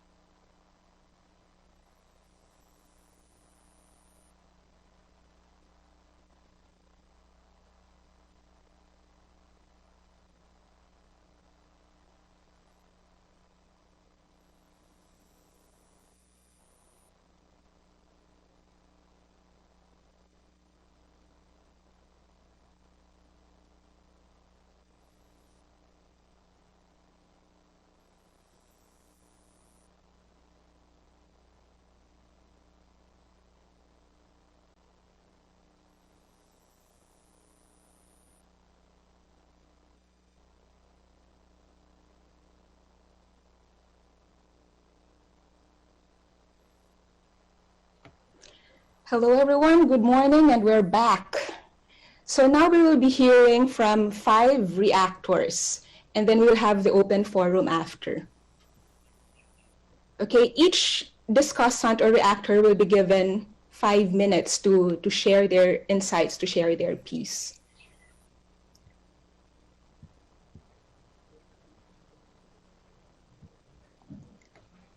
Okay, so for our first reactor, please welcome the lead convener of the Better Broadband Alliance, Ms. Mary Grace Mirandilla-Santos. Good morning, everyone. Thanks for having me. It's an honor to be here and speaking to each and every one of you. I'd like to emphasize that together with the COVID-19 Action Network, ICT reform advocates, the medical community, and local business groups are pushing for better internet, not only for COVID-19 response, but also for bouncing back. So this is a very appropriate and relevant event. I'd like to zero in on the use of technology in the process of bouncing back, not only for Mindanao, but also for the whole country. Dr. Sese actually gave a lot of very important points that I'd like to highlight. Access is still a huge problem in many parts of the Philippines. It is quite frustrating that whenever we talk about internet connectivity, it's usually the voice of those in the highly urbanized centers, in the metropolitan Manila, that always gets the spotlight, no? But in reality, if we look at the latest SWS survey, and this survey has been ongoing, no, been conducted since 2006, 55% of Filipinos still do not use the internet. And 57% of all the 23 million households are not online. This is considering that 91% of households own at least one cellular phone and 88% actually have electricity. The second point is that, and we need to highlight this in every discussion, is that not all regions are created equal. And the main issue there is infrastructure. BARM has the highest percentage of barangays without internet access and also has the poorest access to broadband infrastructure. In the map that Dr. Sese showed earlier, which was also being used by the Better Broadband Alliance, we see that other regions such as Cagayan Valley, Bicol region, Eastern and Visayas, Eastern and Central Visayas, and Mimarop are also lagging behind. And these are very huge areas in the country. Studies have shown that the severe lack of broadband infrastructure has a huge implication on economic growth at the macro level, as well as people's welfare, because broadband penetration has been known to increase household income in developing countries particularly. So this digital transformation is no longer an option, but is now an imperative in order for us to bounce back. The third point is that emerging technologies can help provide connectivity for all. So other countries are already showing us the right way. No? It's a combination of different technologies, terrestrial technologies, cellular, fiber optic, which remains to be the gold standard. However, we need to use other emerging technologies that are more appropriate for certain areas. Modern day satellites, for example, have been proven to bring universal internet access in regions such as Europe. Very, very far from the old satellites, no, from the 1980s and 1990s that we grew up with. There are actually modern day high throughput satellites, and I think Dr. Sese emphasized this, that are able to deliver higher bandwidth and technologies that are used to use spectrum more efficiently, to address rain fade, and also lower cost for rocket launch, which is also a big factor in the cost of using satellites. So these are very different from the ones that we know.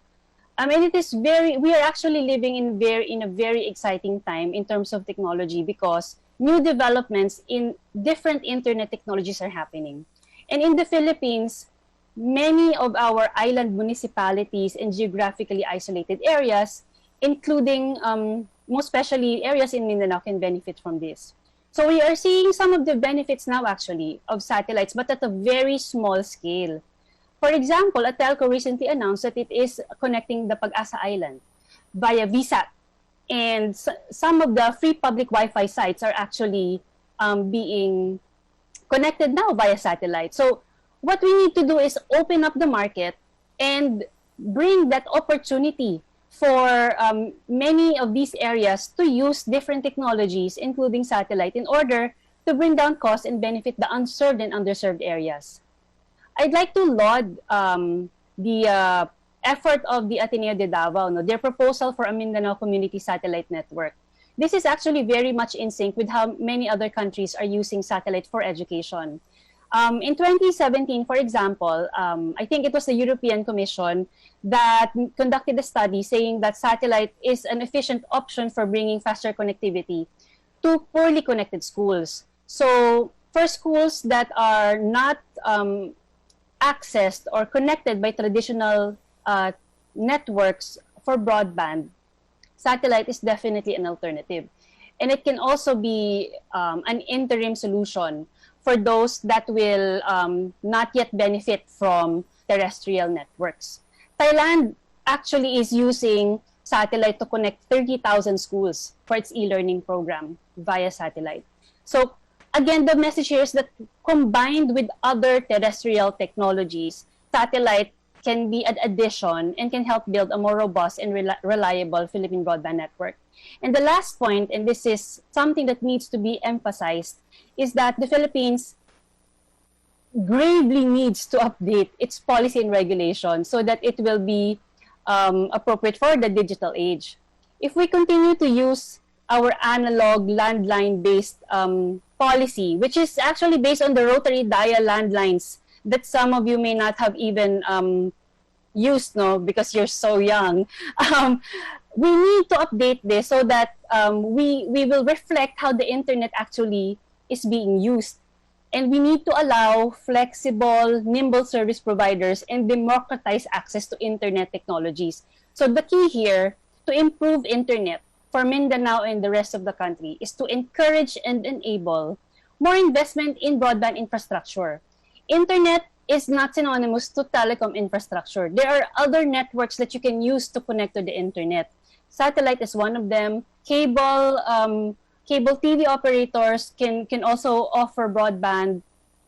Farmers cooperatives, municipal governments in other countries are building their own broadband network. So there are other ways to connect our fellow Filipinos to the satellite. So moving forward, the Better Broadband Alliance, the COVID-19 Action Network, the medical community, as well as local business groups and consumers would like to urge Congress and the Office of the President. And we need to highlight what Ateneo de Davao mentioned in Dr. Sese's presentation. We need to pass laws such as the Open Access Bill and the Better Internet Bill, which is something new that the Office of Senator Ralph Recto and Senator Grace Poe are pushing. And we need to update policy so that we lower barriers to entry. Let's allow all these service providers who are capable of connecting the country to come in. And then the role of the government will be to regulate and make sure that internet service is reliable and that consumers get what they pay for. And we believe that this will greatly benefit the Philippines, especially Mindanao. Thank you. Thank you so much for inviting me again. Thank you very much, Ms. Grace. Okay, this morning we're happy to have with us, and let me acknowledge their presence, Secretary Manny Piñol and Undersecretary Alan Silor of the ICT. Good morning, sirs. So we will be hearing from them later. Oh, sorry. Okay. Okay, so now let us hear from our second reactor, the president of the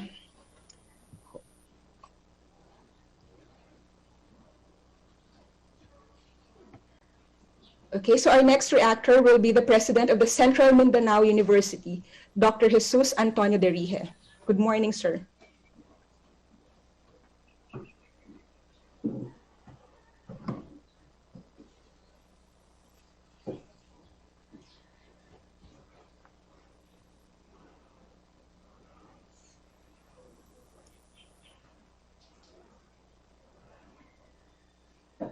Morning, Dr. Derije.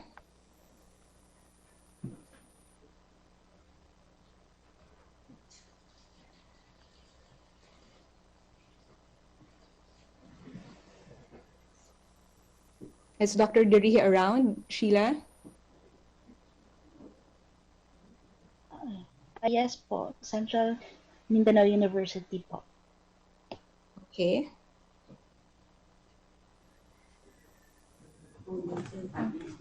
Mr. Vice Chair, two simple concerns. Dun lang sa how to pay. First is that not everybody actually has the capability to pay online. Second is that in terms of payment sa Muslim fee, I don't know how it will be done if payment will be done on site, because does it mean that you have to come here in order to be able to enter Muslim fee? So just a practical side of things. Pleasant morning to everyone. And on Saturdays and Sundays, when most people would be climbing up for health reasons and other things, and Cather's office. Ida, baka paki-mute yung hindi nag-speak as speaker sa ICOM natin na team. Yeah, I think it's coming from the office of CMU. Thank you, Doc. Yeah.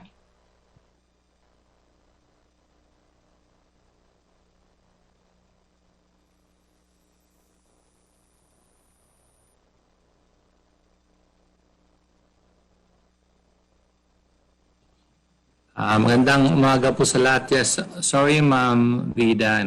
That's fine. Sabay po kasi I've got a meeting din na medyo sabay ba? Yeah. I really thank you very much for the invitation, and I really appreciate all the inputs that you've shared. And for Central Mindanao University, we are open for a good working relationship with Mindanao Development Authority, and we want to connect some more with other government or non-government agencies.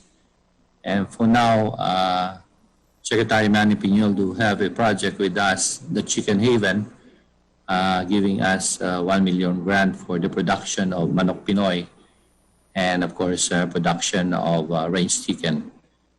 And so we are really appreciative of all the inputs, and as always, Central Mindanao University will be around to work with you to make sure that the development for the whole Mindanao will be able to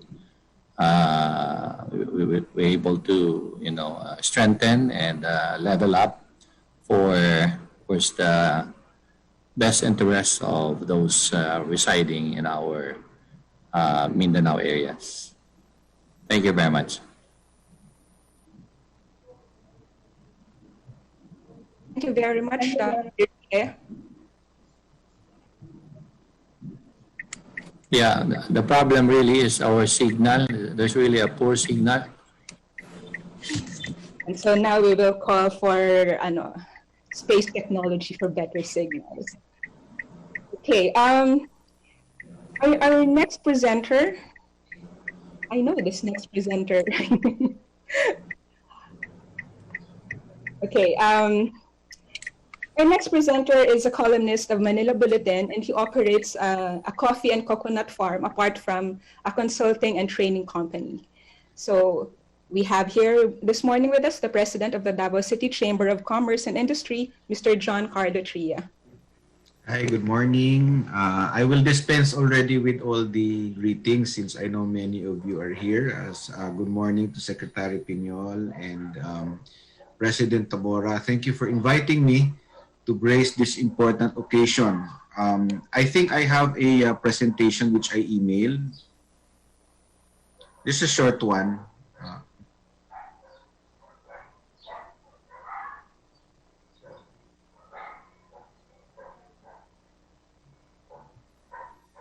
I'm sorry, John, the presenting will have to come from your side. Sige.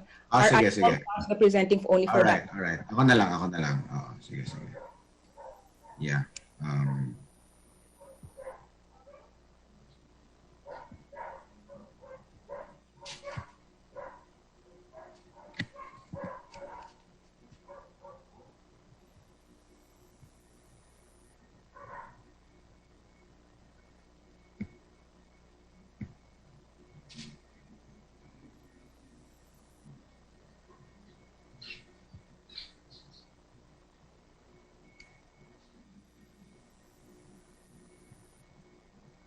Yeah, can you see the presentation?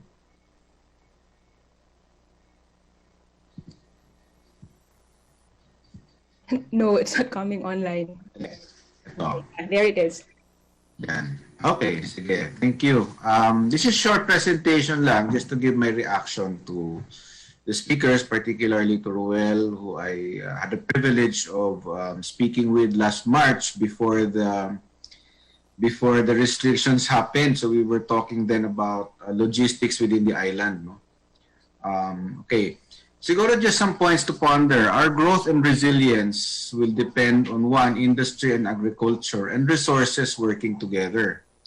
One thing we have to understand maybe is that Mindanao's manufacturing is closely tied to its agriculture and resources. So during the Mindanao Business Conference last week, this is one of the points that was surfaced in Iligan, in Davao, in Zamboanga, in Jensan, and indeed in many other areas. A lot of the job-generating manufacturing is tied to the availability of resources and agri-inputs. So unlike, for instance, in Calabarzon, a lot of the manufacturing there is actually import-dependent, no? Which is semiconductors. So a lot of the raw materials really comes from abroad. They're just processed here. So it's really critical for me that we really need to, promote manufacturing investments, especially those that leverage on our available resources. So let me give you an example. It's only in the last few months that we've seen an alcohol plant in Mindanao. Prior to that, we had to import all of our rubbing alcohol from Cebu at the nearest, no, yung IPH. So this is one example. Another one is, I do not know who makes detergent. We've been doing a survey of available locally manufactured detergents, and apparently all of it really is imported from Luzon. So this is another point to ponder. We have the inputs here, and we actually have the capability to import the additional inputs we need. Again, because Mindanao is a 26 million person economy. We're just about maybe 8 million shy of Malaysia. So the volumes that are being looked at are quite substantial. Then the capability to transport produce to other islands is critical. So earlier we realized that there's a mandated discount for shippers. And there's also publicly owned cold storage, and you have the Kadiwa Express of the DA. So all of these are helping shed light on the need to improve logistics. So I think this is an important step forward, because after giving out the inputs for farmers, the next step is getting their products to market. And of course, as a farm enterprise which I operate, that is really critical. No?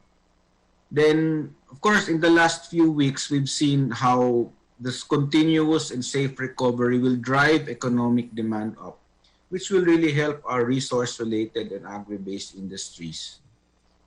In our recent discussions with our foreign counterparts in different chambers of commerce, the Philippines is really perceived as a strong market because of its high population and its GDP recovery potential. I mean, forecasts point to a bounce back by next year. And the large population, with per capita incomes pre-COVID that were higher than India and Vietnam. Now, what must we do?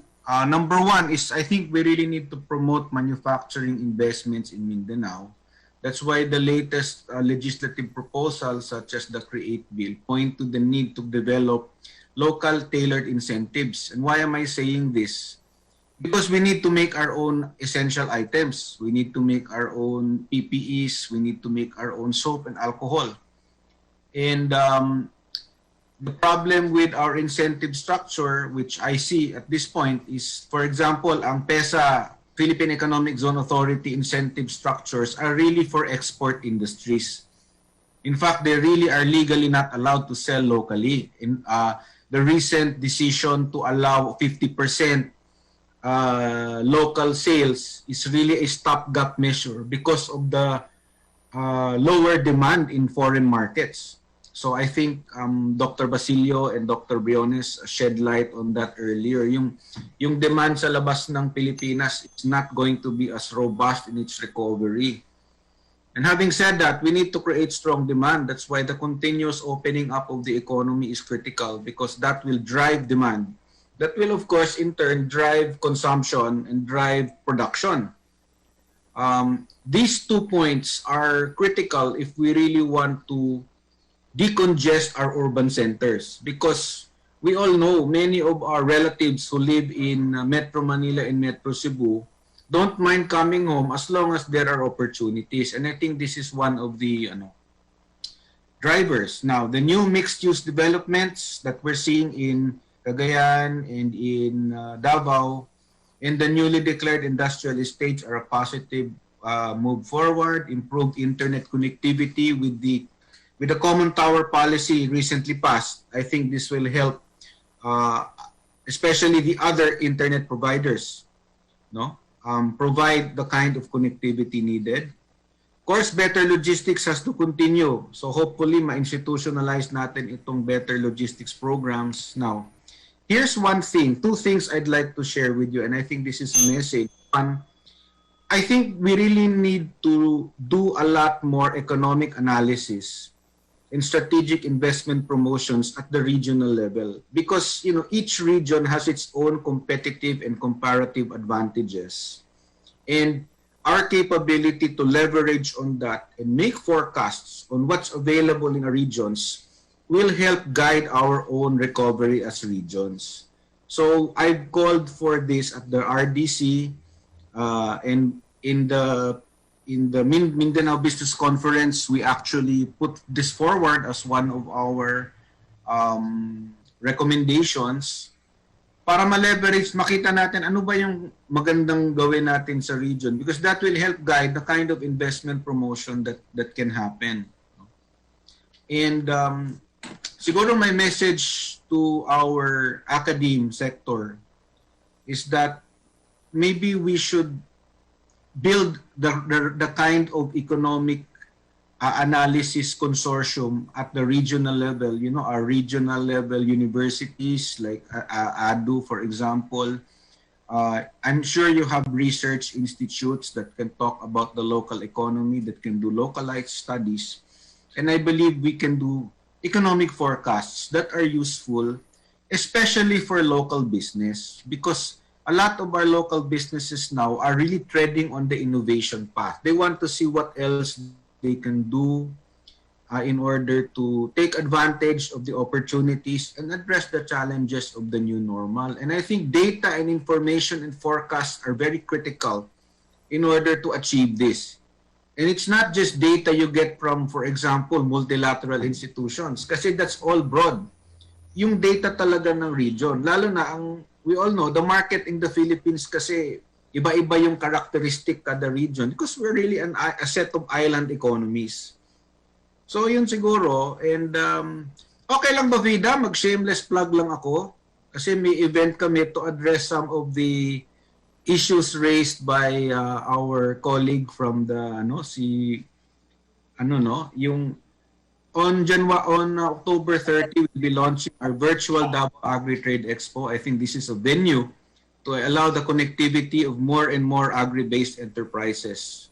And we will be in the fight to really network with other suppliers and buyers. So this can actually help boost the chances and the capacities of our local businesses to meet new markets, because itong na nga yung new normal, no? Kailangan na talaga nating magtulungan. And I think with the kind of unity we are building, there's no reason why the new normal will not bring the kind of opportunities that we are hoping for. So with that, I'd like to thank all of you for being here, and we hope to collaborate further. Daghang salamat ug maayong buntag. Thank you very much, John, Tria. We will be there. Okay, our next reactor. Our next reactor is the DICT Undersecretary for Resilient Government Emergency Communication, Alan A. Silor, who is a visionary thinker and an advocate of public service community. Having formerly handled the department's major connectivity initiatives for digital governance, including free public Wi-Fi, infrastructure management, and other special concerns, Undersecretary Silor presently discharging functions over the Disaster Risk Reduction Management Division, International Cooperation Division, and the National Information and Communications Technology Assets Index. His hands-on approach in the government emergency communication systems project, a flagship program of the DICT in addressing its mandate of improved connectivity and public access, is known by many as the department leads the Emergency Telecommunications Cluster of the NDRRMC. Undersecretary Silor's technical experience and management style have provided significant impacts to several of the DICT's key developmental programs. His office is likewise in charge of monitoring the requests for assistance, information, complaints, and grievances from the general public related to telecommunications and ICT, including those emanating from the 888 Citizens Complaint Actions, the Presidential Complaint Center, Freedom of Information, and other similar government liaison units. Please welcome USEC Silor. Thank you, Ms. Vida.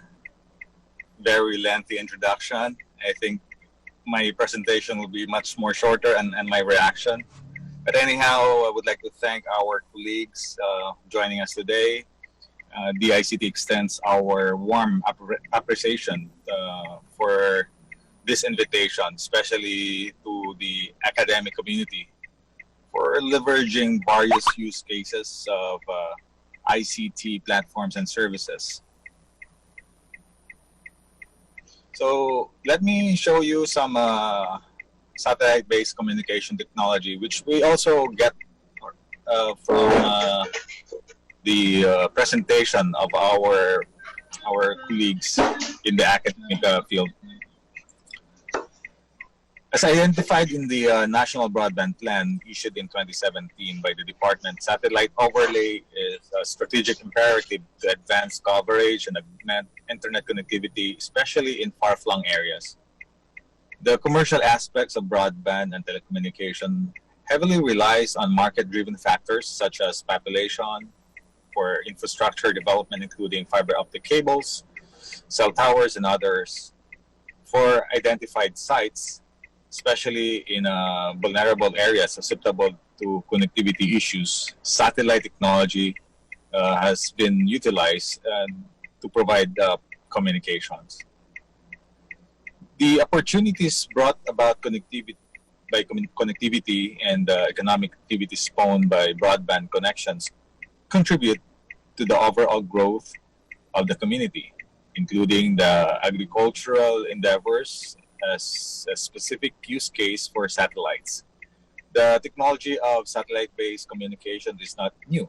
However, hampering the global adoption of this is comparative cost of deployment.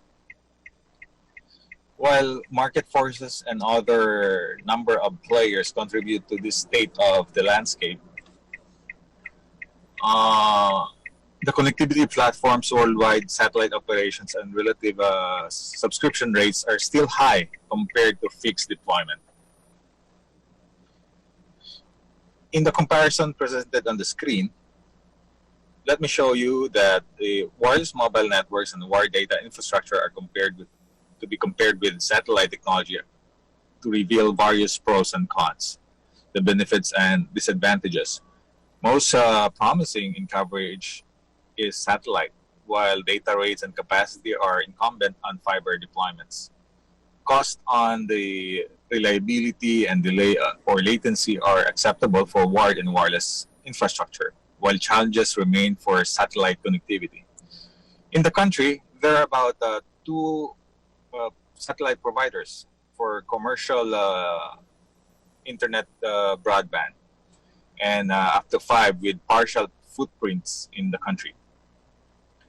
The success of the national broadband program does not solely depend on the exclusive use of wired and wireless technology, but rather a healthy mix of hybrid and the implementation of available solutions. In practical terms, the combination of fiber optics and satellite were possible. This is necessary in addressing capacity and coverage as needed. Relative to the comprehensive presentation of the proponents, made the DICT provide some updates and context in addressing various concerns on barriers to entry, industry figures, and related rules and regulations, as well as policy issuances. The telecommunication industry regulated by the NTC is guided by various memorandum circulars and other legal issuances as aligned in laws, acts promulgated. Access to international fixed satellite stations are within the domain of enfranchised telecommunication operators, which in turn may offer these services to the ISP or Internet Service Providers for subsequent commercial offering to consumers as broadband. This means ISPs with appropriate VAS licenses may offer broadband services. A thorough understanding of legal impediments and design architecture of the global satellite operation will reveal that due to its reach, a surgical notification and coordination process is necessary to ensure non-interference and effective use of this limited resource. The DICT welcomes the recommendation to drive initiatives on introducing new market opportunities and may be supported by academic communities such as Ateneo de Davao University and Minda. And maybe soon we will have a working group who will discuss further details and maybe some recommendations. Due to the inherent technology design and peculiarities of satellites, such as bandwidth, latency, and reliability, its practical application include far-flung areas where deployment of infrastructure remains a challenge. Having said this, other use of satellite include remote locations or for commercial services are down. There are some examples, use cases in this. During disaster situation, satellites may be used to provide emergency communications and limited Wi-Fi for operation centers and responders. The DICT likewise acknowledges several highlights as presented, including the observation of legal impediments in the fully embracing the technology. In summary, the DICT lauds the efforts of various stakeholders, including Ateneo de Davao University, in addressing the challenges of narrowing the digital divide, including the use of satellites for augmenting connectivity in the countryside and remote areas. Maybe we are proposing, and in this case, the creation of a TWG on satellite technologies for Mindanao may also be explored by the stakeholders. With several big-ticket projects of the ICT, in response to the orders of the President Rodrigo Roa Duterte, Mindanao will not be left behind. The recent deployments, including the entry of the new major telecommunication player, Dito Telecommunity, and the issuance of policy on shared passive telecommunication in tower infrastructure, or PTTI, as well as the National Broadband Program and the Free Wi-Fi for All program of the DICT are the government's contribution to addressing the requirements of the new normal. Next slide, please. Okay, that's the end of my presentation. Thank you. Thank you very much, Yusek Silor. Our next reactor would be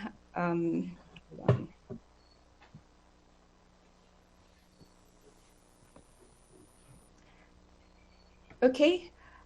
We will now hear from the Dean of the University of the Philippines School of Urban and Regional Planning, Dr. Hussein Lidasan. Wait. Thank you very much for, first of all, thank you very much for inviting me in this event of PIDS, Minda, and Ateneo de Davao and also for giving me the opportunity to provide my perhaps reactions to the presentations. But before I'll go to my reactions to the presentations, I would like first to mention that, for example, in the presentation of Dr. Basilio, which provided a comprehensive review of our economic growth or development, it showed that there are 3, I think, regions in Mindanao that showed positive development, particularly their regional, their RGDP are higher than the others.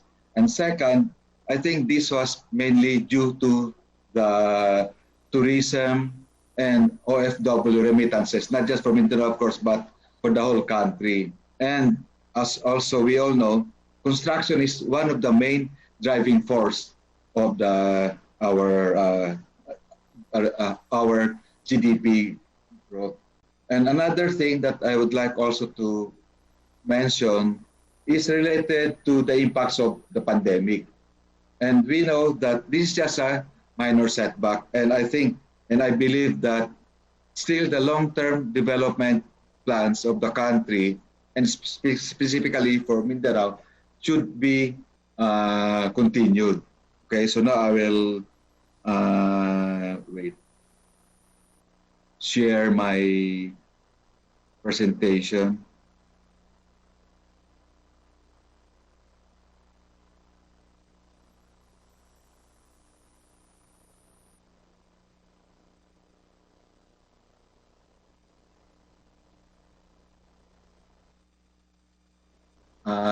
Nakikita niyo ba yung presentation ko?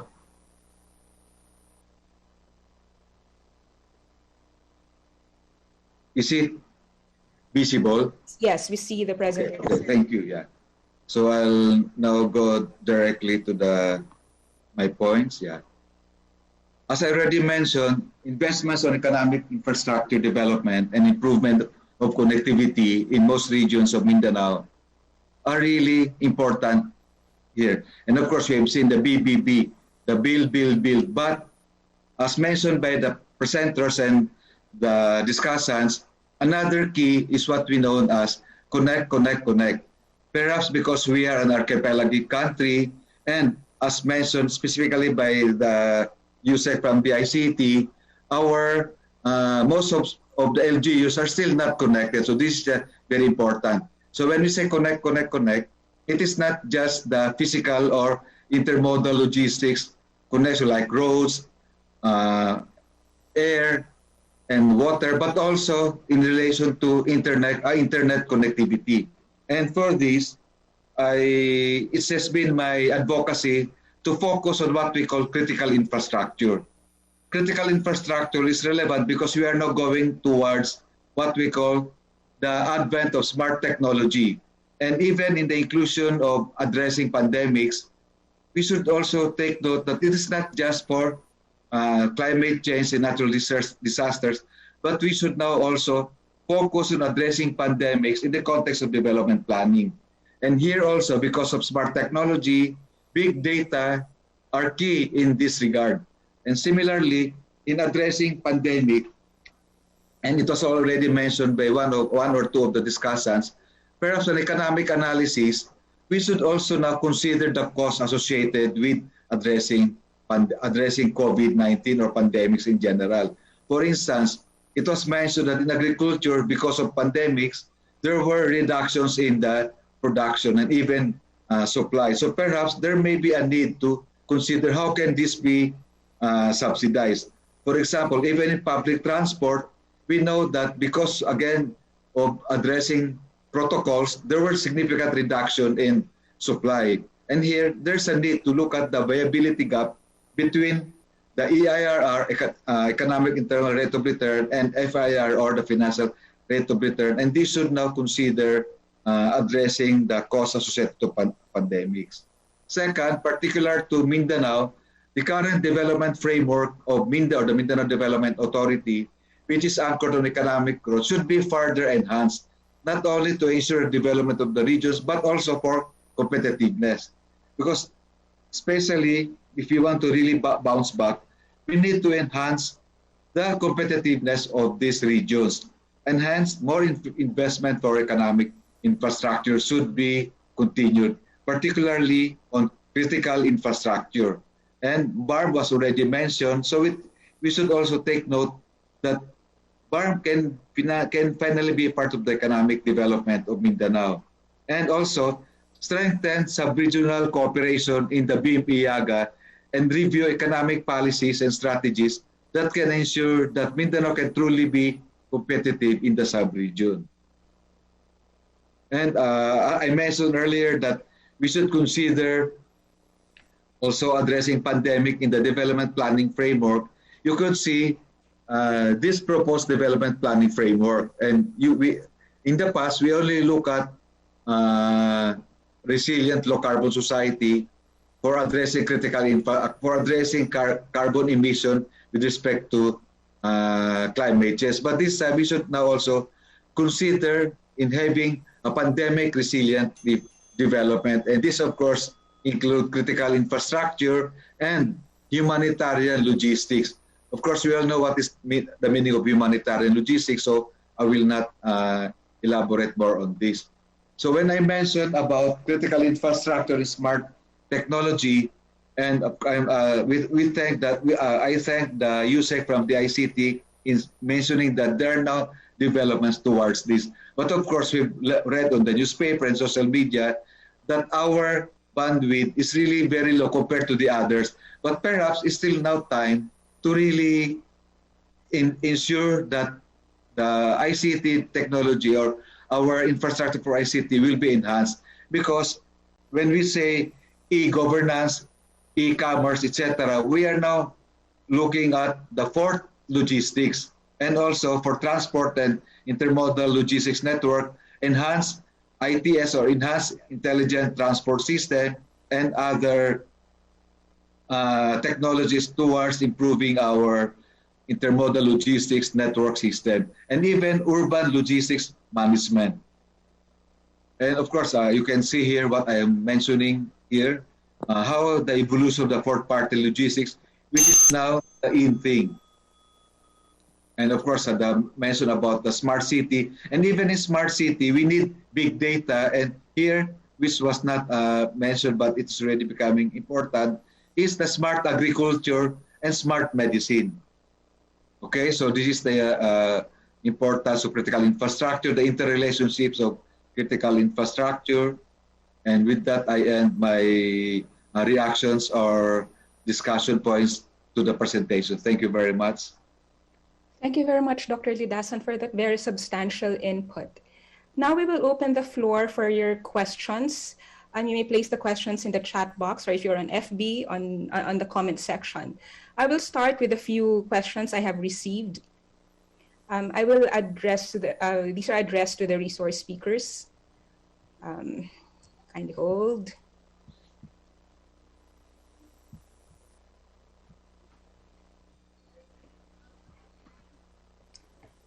Okay, here are questions for Dr. Domingo. How do we operationalize e-extension services and digital agriculture in communities where there is no access to internet? Can Dr. Domingo please cite examples of small successes towards sector strength and resilience in Mindanao that the government and the business sector could invest in more? You have another question so that you can just answer at one time. For Dr. Domingo as well, are GM crops supported by our government?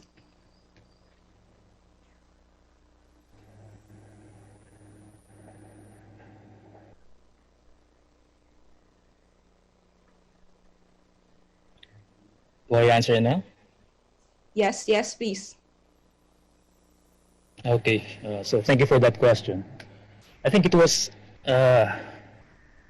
discussed in detail by some of the discussants, as well as our presenters earlier, that we really need to augment our infrastructure in terms of connectivity. So that includes internet connection, may it be from satellite technology or even the more conventional connectivity options, including land, sea, air, So connectivity really is essential. And right now, given the pandemic, we are looking more at the digital option. So internet connection, I guess, as discussed earlier and as raised by so many of our discussants, really is key in terms of transforming the sector and the economy to better address the challenges of the new normal.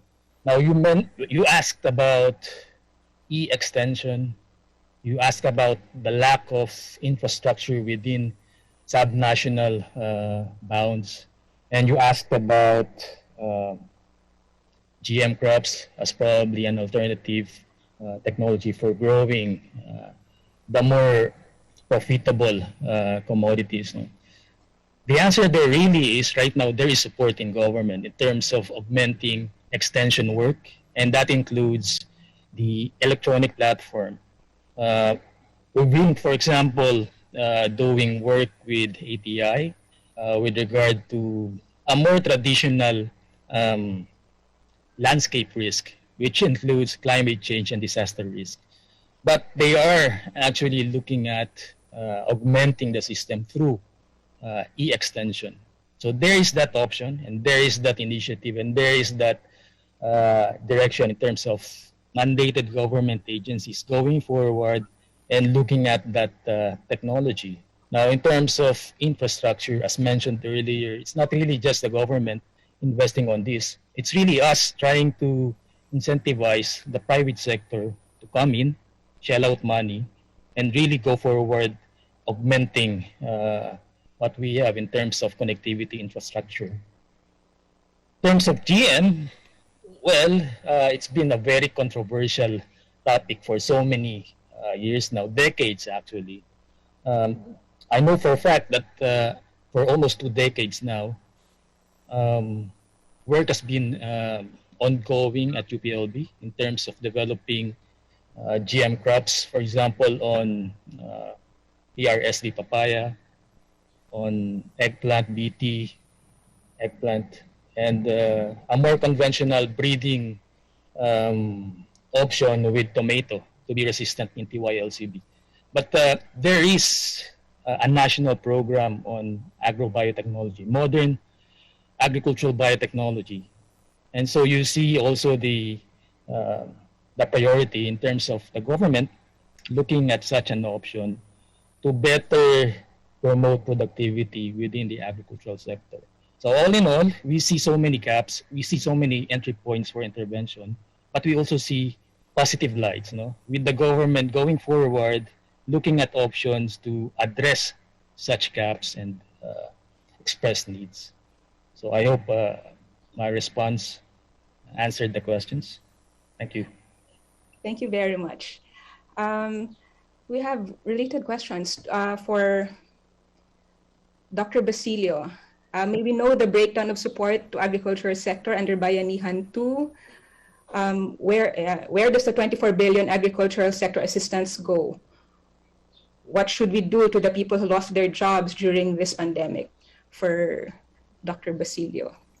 Hi, thank you. Unfortunately, I don't have the details of the breakdown right now. No, but my understanding is that part of this support would be on also on moving the goods and basically promoting online trading insofar as agricultural products are concerned, trying to provide these applications. I think Dr. Briones mentioned earlier that DA now has, and then USAID also has a project called Deliver, where it implements an app called Deliver E that provides end-to-end connectivity between the production area and the demand centers by linking the farmer groups, the cooperatives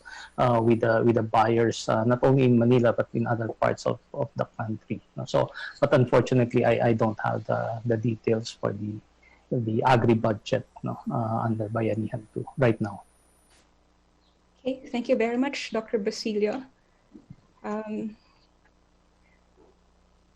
Okay. We have a question. Hold on. For Dr. Briones, what do you think we should do with the unsold vegetables?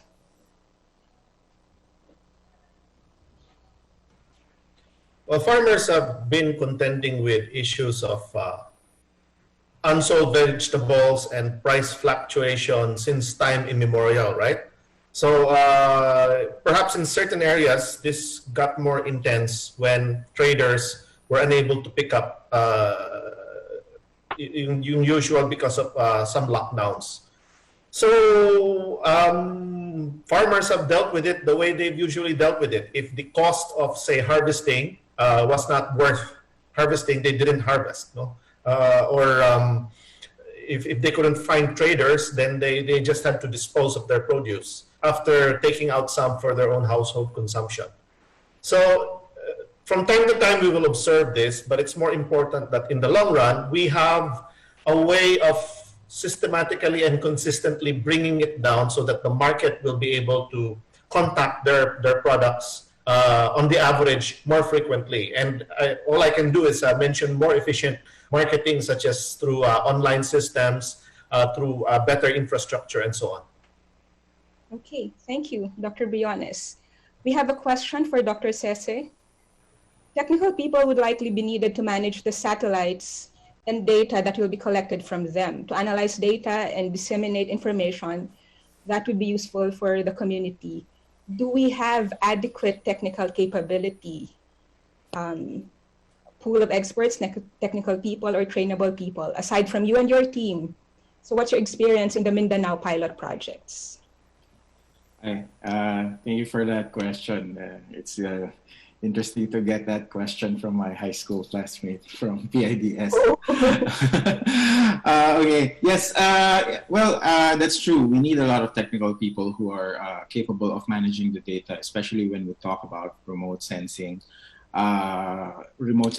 information coming from satellites. But for the past decade, we have been ramping up our capability in the country in terms of the number of people who are able to utilize satellite information to assess ground infrastructure, farm lots, and so on. And there have been projects in departments like under the Department of Science and Technology that provided that capacity building, wherein even SUCs have good capabilities for processing satellite information. I think here in Mindanao, one of the best examples of that is in Caraga State University. They're very much active in terms of using satellite information. And in addition to that, a lot of the universities have been using this kind of data for environmental science, for agriculture. So we have a pool of people who are capable of processing that data. The challenge is now accessing that data and bringing that data towards the farmers and towards the people who will be utilizing that. So we have, there are a lot of data that is also accessible for free, but of course there are others that comes at a cost. But bringing that information and translating it to the public, to the farmers, to the farming communities, that would be a much bigger challenge. And of course, in order to do that, we need to have that infrastructure that would sort of like mass process these kind of data. And hopefully in the future, one of the goals is we can have like something like a monthly agricultural map for the whole country, and that would be provided as a huge benefit towards all the farming communities, especially to the Department of Agriculture, and especially here in Mindanao, where a lot of our produce comes from this region.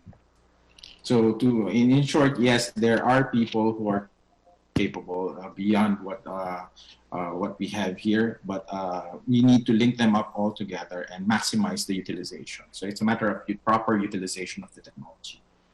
Okay, thank you. There's another question, a related question. Can we say that with the entrance of new telco player, we can address data speed gap? Do we have to invite more players to make the scenario more competitive?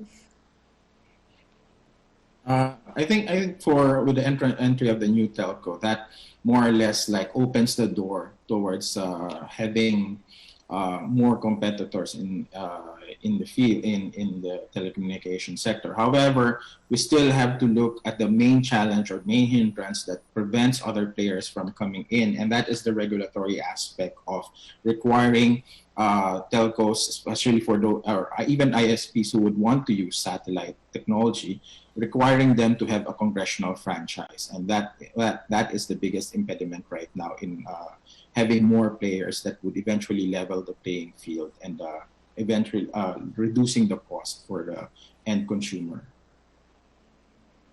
Okay, thank you. And a question for Dr. Briones: how to address the very low price farm gate of Palay?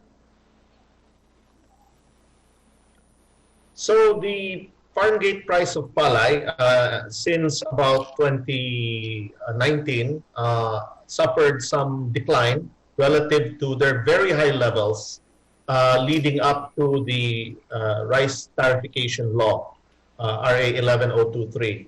So this is aside from the COVID-19 pandemic, but it's a fair question. And I believe that in the long run, the price is not really the solution variable. What needs to be solved and addressed is the cost of production.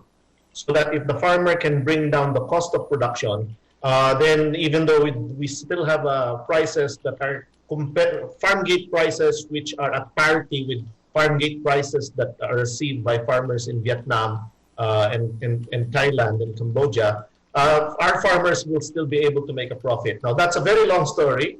How to reduce production on the cost side. I'm very sure Secretary Piñol has many ideas from his previous incarnation as DA Secretary on this. But yeah, I think that's what we need to attack, not the farm gate price. Okay. Thank you, Dr. Briones.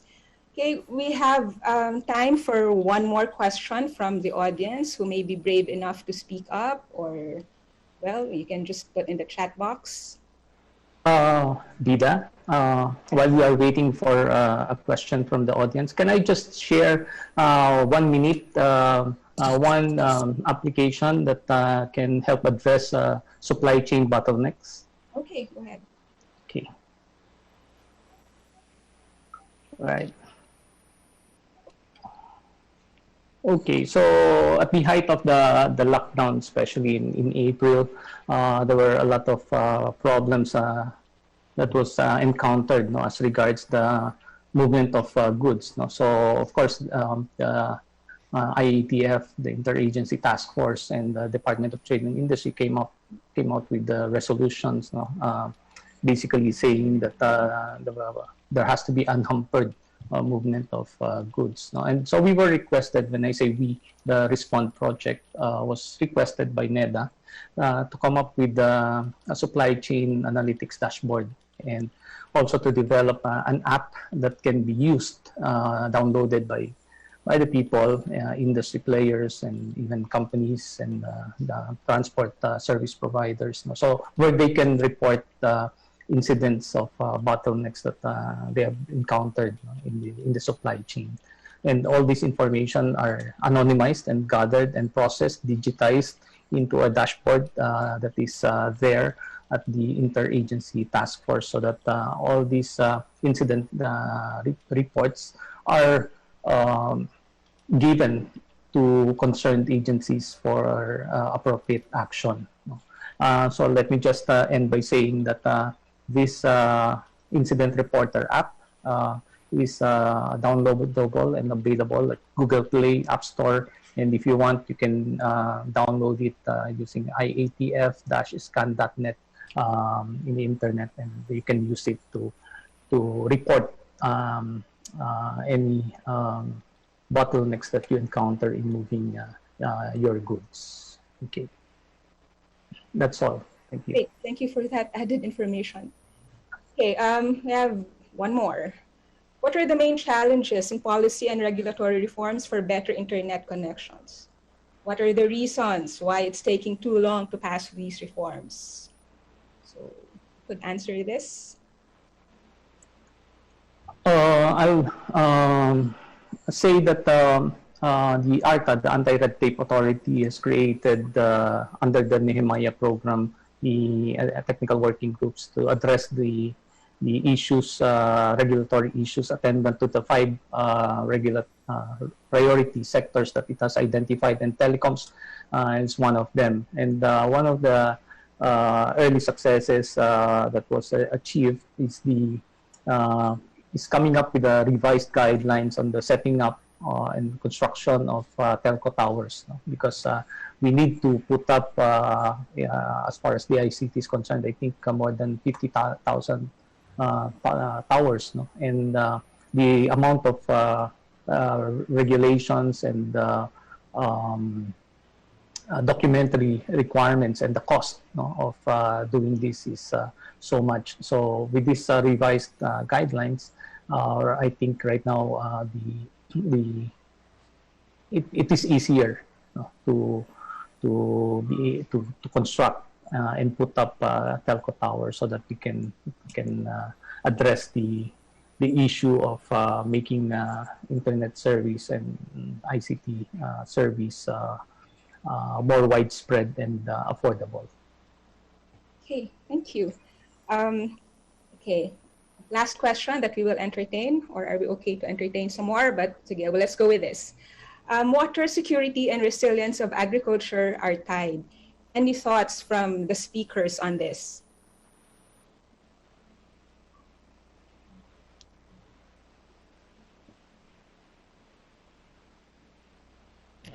Let me answer that. Okay. Okay. Well, definitely in terms of funding within within the mandated department in government, we've been allocating so much on rice, which is very heavy on water in terms of requirement. And we've been neglecting a bit the higher value commodities, including the recommended vegetables, for example, in Benguet or in northern Mindanao, if you're talking about the Mindanao island. So I think we have to go forward and still commit resources to the traditional staples, but we have to balance a bit in terms of investing, in terms of our public investment, catering more or catering better to the lesser endowed commodities. So it's really giving farmers a better option in terms of returns. We're going to really compare, for example, the returns from a 1 hectare paddy field to a 1 hectare land planted to, for example, a certain vegetable. The difference is very, very huge. It's probably at least 10 times or 20 times the amount. So the option is there. We just have to convince farmers, incentivize them to actually shift in terms of the planted commodity. So that also addresses that issue in terms of water availability. And if we're talking about climate change, some areas would be drier eventually. And so we need to have probably better options in terms of growing crops. So thank you. Thank you, Dr. Domingo. Okay, we have Ms. Santos of the Broadband Alliance would actually like to answer the question on broadband policy reform. So, Ms. Reyes. Yes, thank you, Ms. Vida. Just to add to what Dr. Basilio mentioned earlier, the Better Broadband Alliance believes that we have to look at policy reform at various levels. One is a legislative measure. So we are pushing for what's called the Open Access in Data Transmission Bill that's pending in Congress. It's under the Science and Technology Committee at the Senate and under the ICT Committee at the House. Basically, what it does is it brings the policy and regulatory environment of the Philippines to the digital age, welcoming different types of players, promoting technology neutrality, and making sure that there are lower barriers to entry for those who would like to invest in broadband networks. It also institutionalizes the reform that the DICT and ARTA have started to put in place, such as the streamlining of the permitting process, as well as promoting the use of sharing of passive infrastructure. Telecom towers is just one of those infrastructure. There are many others, such as sharing of poles, building utility corridors, etc. The other one is the Better Internet Act. It's a proposal now under consideration by the Committee on Public Services, still at the Senate. It's led by Senator Grace Poe. What it does is essentially look at how different service providers will be encouraged not only to increase bandwidth or capacity, but also increase coverage as well. But at the executive action, there are low-hanging fruits, such as the proposal for the president to sign an EO to liberalize access to satellite technology. It's an update of EO 467 that was issued in 1998. So essentially, it's also looking at how to democratize access by ensuring that there is no need for regulatory requirements such as a franchise, especially if you are serving unserved and underserved areas for broadband. Thank you, Ms. Vida. Thank you for that. Okay, so let's bring this very interesting session to a close. There are still questions here. I invite the resource speakers to answer. But for now, let's breathe deeply and assimilate what we've just learned. Yeah. Okay. Before we end, I may remind you that please fill out the post-event evaluation survey. The links will be sent out to you. And now, to officially close this event, I now present to you the Chair of the Mindanao Development Authority, Secretary Emmanuel Piñol.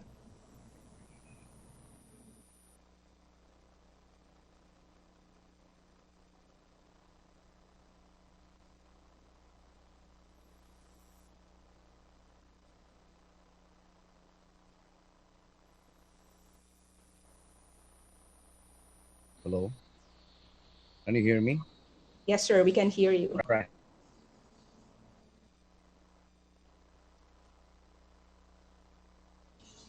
You're on mute, sir.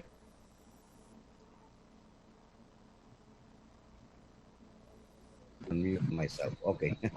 Sorry. Mahirap tumatanda na at naghahabol sa bagong technology. Magandang hapon sa inyong lahat. Thank you for inviting me to this very interesting activity. And before I present to you, kasi nung nagpe-present yung ating mga speakers, I made some notes. And mabilisan lang, nakagawa ko with the help of my executive assistant, of course. Nakagawa kami ng 6 slides, no, ng mga notes. But before I present that, sasaglitan ko lang yung comments ni Dr. Domingo, no, ng PDIS. Yung suggestion na since masyadong mataas yung production cost ng rice, i-encourage natin yung rice farmers na magtanim ng ibang produkto. It's not as simple as that. No? It's not as simple as telling a farmer to abandon rice and go to the planting of carrots or cabbage or whatever. No?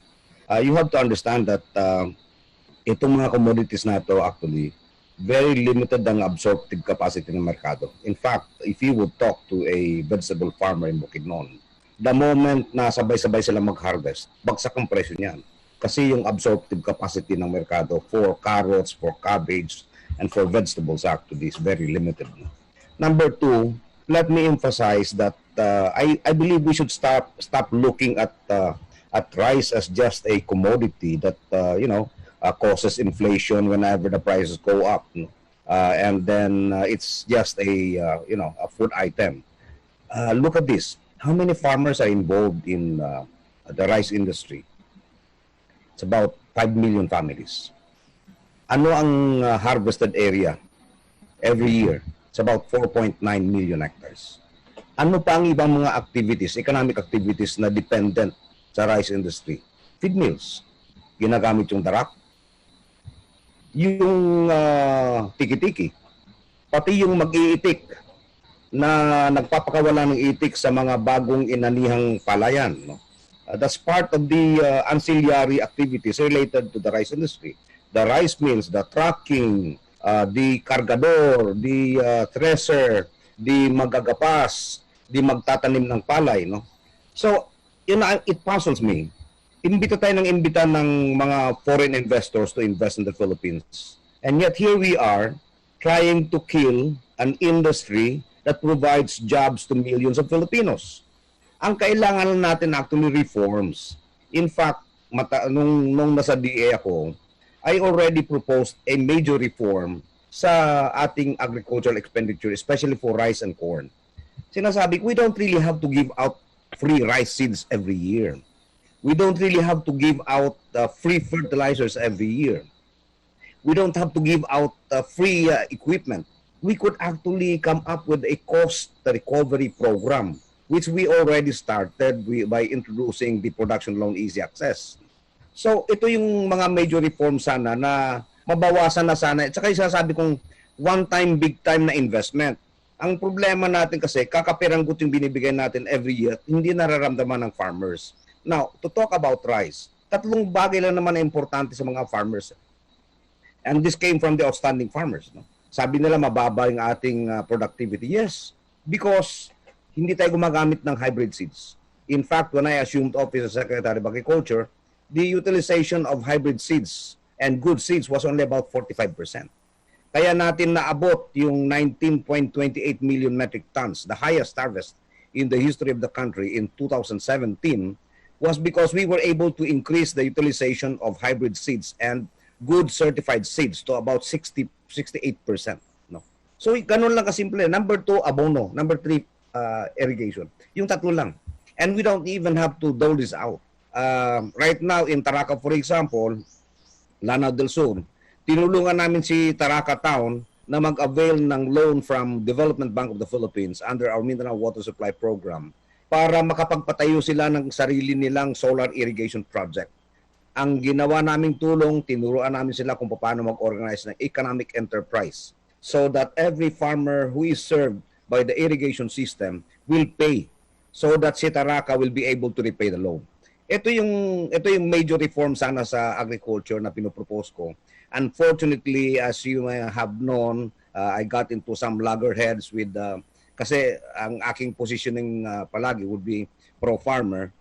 So nagkaroon ako ng medyo hindi magandang relasyon sa aking mga economic managers and I saw the futility of staying in the department. So I told the president, sir, lipat mo na lang ako, walang mangyari sa akin yan. Anyway, tapos na yon. Sana na-explain ko na maigi. No? Pwede ba tayong maging rice sufficient? Yes. We don't even have to expand the area. Because while the national average is only 4 metric tons, there are outstanding farmers in Nueva Ecija right now who harvest as much as 16 metric tons every hectare. 16. That's times 3. Oh, teka muna, times 3 ba? Times 4. Times 4 ng average national yield. How do they do that? Yun nga, magandang binhi, sapat na abono at patubig. And all of this actually could have been provided to the farmers yung sinasabi nating one time, big time, and then pagkatapos hayaan natin sila. So let's not look at the rice industry as just a staple food, producer of staple food. It's a major economic activity in the country na kailangan nating palakasin in the face of the pandemic. Now, going back to the notes that I made, no? Ready na yet? Okay. Can I have okay. All right. Can I just share this with you, no?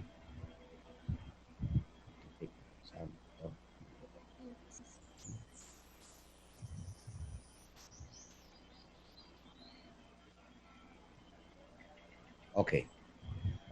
Lessons from COVID-19. Ang pinaka-importanting lesson na natutunan natin, every crisis offers opportunities. Okay? Now, ayaw gumalaw. Okay. Ang unang lesson na natutunan natin doon sa COVID-19 was we were not prepared. For a country of 108 million, we were not prepared and ready to handle a devastating natural disaster like Typhoon Yolanda. Isipin nyo, hanggang ngayon, gumagawa pa tayo ng bahay sa Yolanda.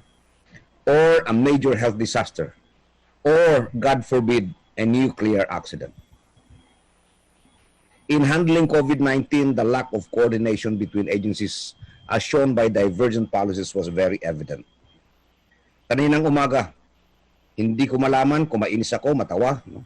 Because I saw a post, a video, no, on Facebook showing a group of barangay tanods trying to arrest a housewife for not wearing a mask while doing laundry outside her house but within her residential lot. Talagang it was a perfect example of a group of implementers who did not know what they were doing. Kaya ang ating lessons learned dito is that there is a need to form a special trained contagious diseases and hazards containment group, no? Na mag-handle, no, nitong ganitong problema. We don't have this, no? Meron daw sa Bureau of Fire Protection, but I don't know if it could be activated, say for example, in minutes following an outbreak. In the case of COVID-19, for example, while we implemented lockdowns, the people handling the lockdowns actually were not even aware of what COVID-19 is initially. And so nakita natin na talagang in total disarray, no? And instead of the protocol in the containment of outbreaks like these, na i-contain mo, i-isolate mo, meron tayong mga major, how would I call this, major flows in our decision. Sending home locally stranded individuals. No, I think it was a disaster. Because in containing a disease, you have to isolate everybody. Like say for example, ang ginawa natin kasi sa Pilipinas, dineclare natin yung national lockdown without identifying first the ground zeros. Saan yung ground zero? But this could have been handled better had we had a well-organized group or maybe an agency that would really handle this. You have to understand the Philippines is one of the high-risk countries pagdating sa disasters. So that's lesson number 1. Lesson number 2, the pandemic showed that agriculture and fisheries sector is the most resilient, reliable, dependable, and durable foundation for national survival in the face of a pandemic, a disaster, or a calamity. Yung noong 2 weeks ago, nag-report yung isa nating ekonomista at sinabi niya na yung recent economic reports released recently showing the effects of COVID-19 on the different sectors showed that all other sectors except agriculture and fisheries suffered negative performance. Now, this should teach us a lesson to give more support to agriculture and fisheries, which for decades had been given morsels compared to such ambitious projects as the Build program and, ironically, the dole-out program called Conditional Cash Transfer or 4Ps. Now, tinignan ko yung, at a glance, no, tinignan ko yung budget allocated for agriculture and fisheries in the recovery program, yung Bayanihan 2. And I don't think it's enough. I don't think we have learned lessons from what happened to us.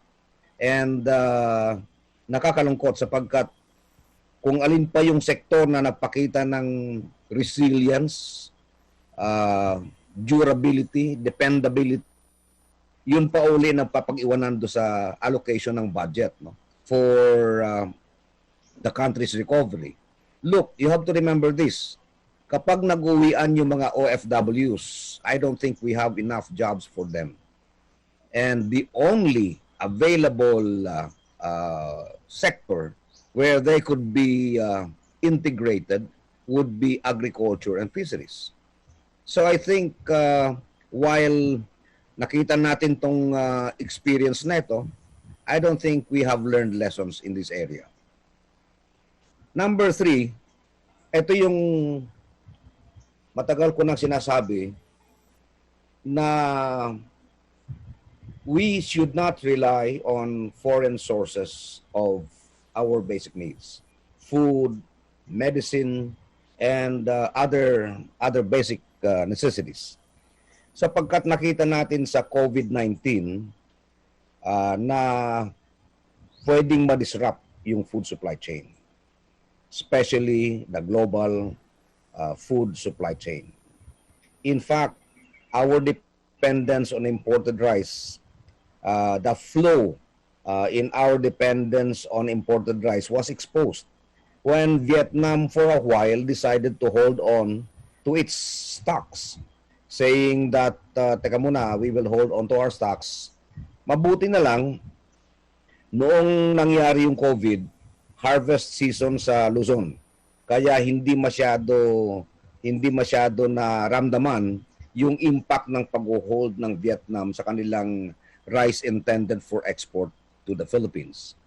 Now, the lesson here is that the country should establish localized food security plans to prepare local government units for any calamity or pandemic. Actually, we started this towards the end of 2018 when I invited all mayors and all governors of the country to a national food security planning workshop. The intention was very simple. Si Munisipyo A should link up with Munisipyo B, identify kung ano yung excess production niya, tignan kung pwede niyang ipasa sa kabila, at tignan kung ano ang meron sa kabila na pwedeng ipasa sa kanya. Unfortunately, we were not able to go through with the implementation of this program because of my resignation from the DA in June of 2019. The opportunities, maski may crisis, there will always be an opportunity. The disruption of the global food supply chain exposed the flawed policy of relying on foreign suppliers for our basic needs. This is an opportunity for our local producers, especially rice, chicken, pork, and medical supplies. In fact, as of now, dahil merong naibigay yung European Union na pondo para sa Mindanao Rice Program, we are looking at our rubber industry to produce medical gloves, rubber boots, and even tires for our motorcycles in Mindanao. We are looking at our chicken and pork sector, rice sector, napalakasin sapagkat we know as experienced in the last pandemic na maapektuhan tayo. So, even before COVID-19 actually, the Mindanao Development Authority had already crafted the Mindanao Food Supply and Demand Map. Of course, ito lahat ay mga ideas na dala-dala ko from the Department of Agriculture. And this aims to create a strong local production and market network, which would make Mindanao resilient in case of any calamity, which would isolate it from the rest of the country. Also, it would help us in marketing our produce. Ang example nito, sinabi ko kanina, excuse me, halimbawa, Zamboanga is producing a lot of fish. In fact, during peak fishing season, ang tamban sa Zamboanga del Norte ay halos ipamigay na lang, 5 pesos per kilo. Samantalang sa Bukidnon naman, kapag nag-harvest sila ng cabbage, carrots, halos singin na lang, no? The last time ay 5 piso lang yata ang kilo ng cabbage. No? So what we intend to do with the Mindanao Food Supply and Demand Map is identify which province produces what commodity in excess of what it needs, and then identify the province that would need it. And vice versa, identify that province excess production so that it could be brought to the other province. So, ang purpose nito ay simple lang, no? Create a local supply and demand platform para hindi kami maghahanap at magpapanik the moment na halimbawa ma-isolate ng Mindanao from the rest of the country. We would know where to get our rice, we would know where to get our fish, we would know where to get our vegetables.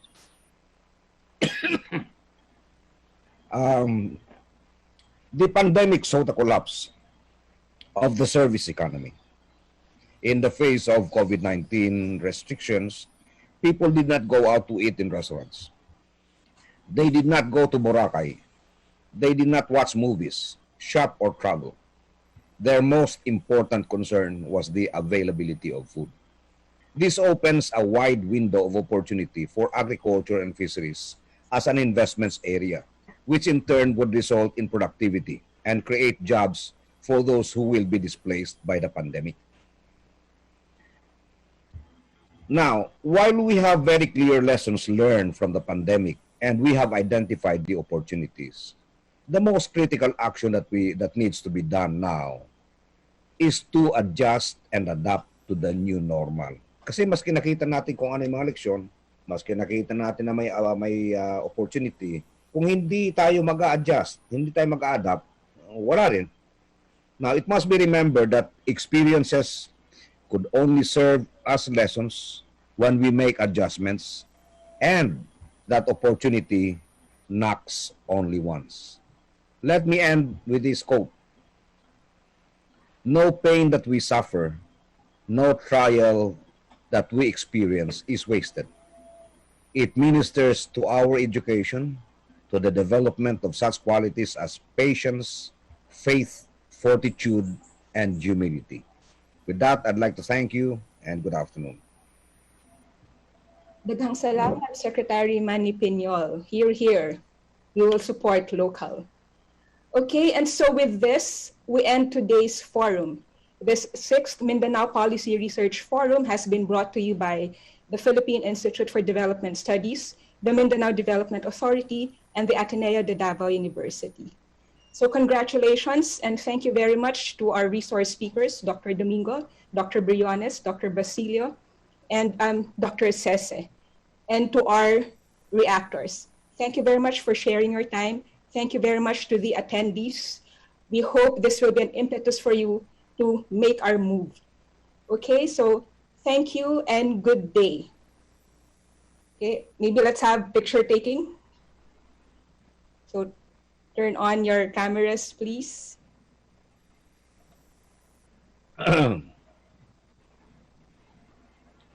Bern, let's have a picture.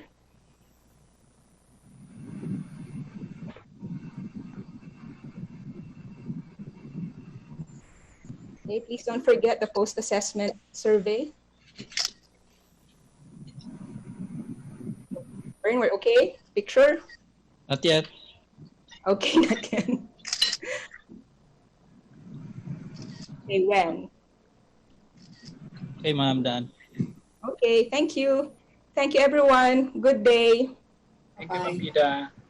Thank you, kids. Thank you, Bernie. Thank you. Bye, Ma'am Vida. Bye. Thank you. Thank you so much. Thanks, Bye. Minda and Ateneo de Davao. Bye-bye po. PIDS and Ateneo de Davao. Thank you, sir. God bless. Stay well po. Bye-bye. God bless. Stay safe. Thank you, Ado. Thank you, Pins. Thank you, Ma'am Bing. Thanks, Ma'am Bing. Maraming salamat po, Ma'am Vida, Ma'am Bing, and to all our partners. Thank Minda, you, Dr. Henry, Dr. Roel, Dr. To, Dr. Ceci,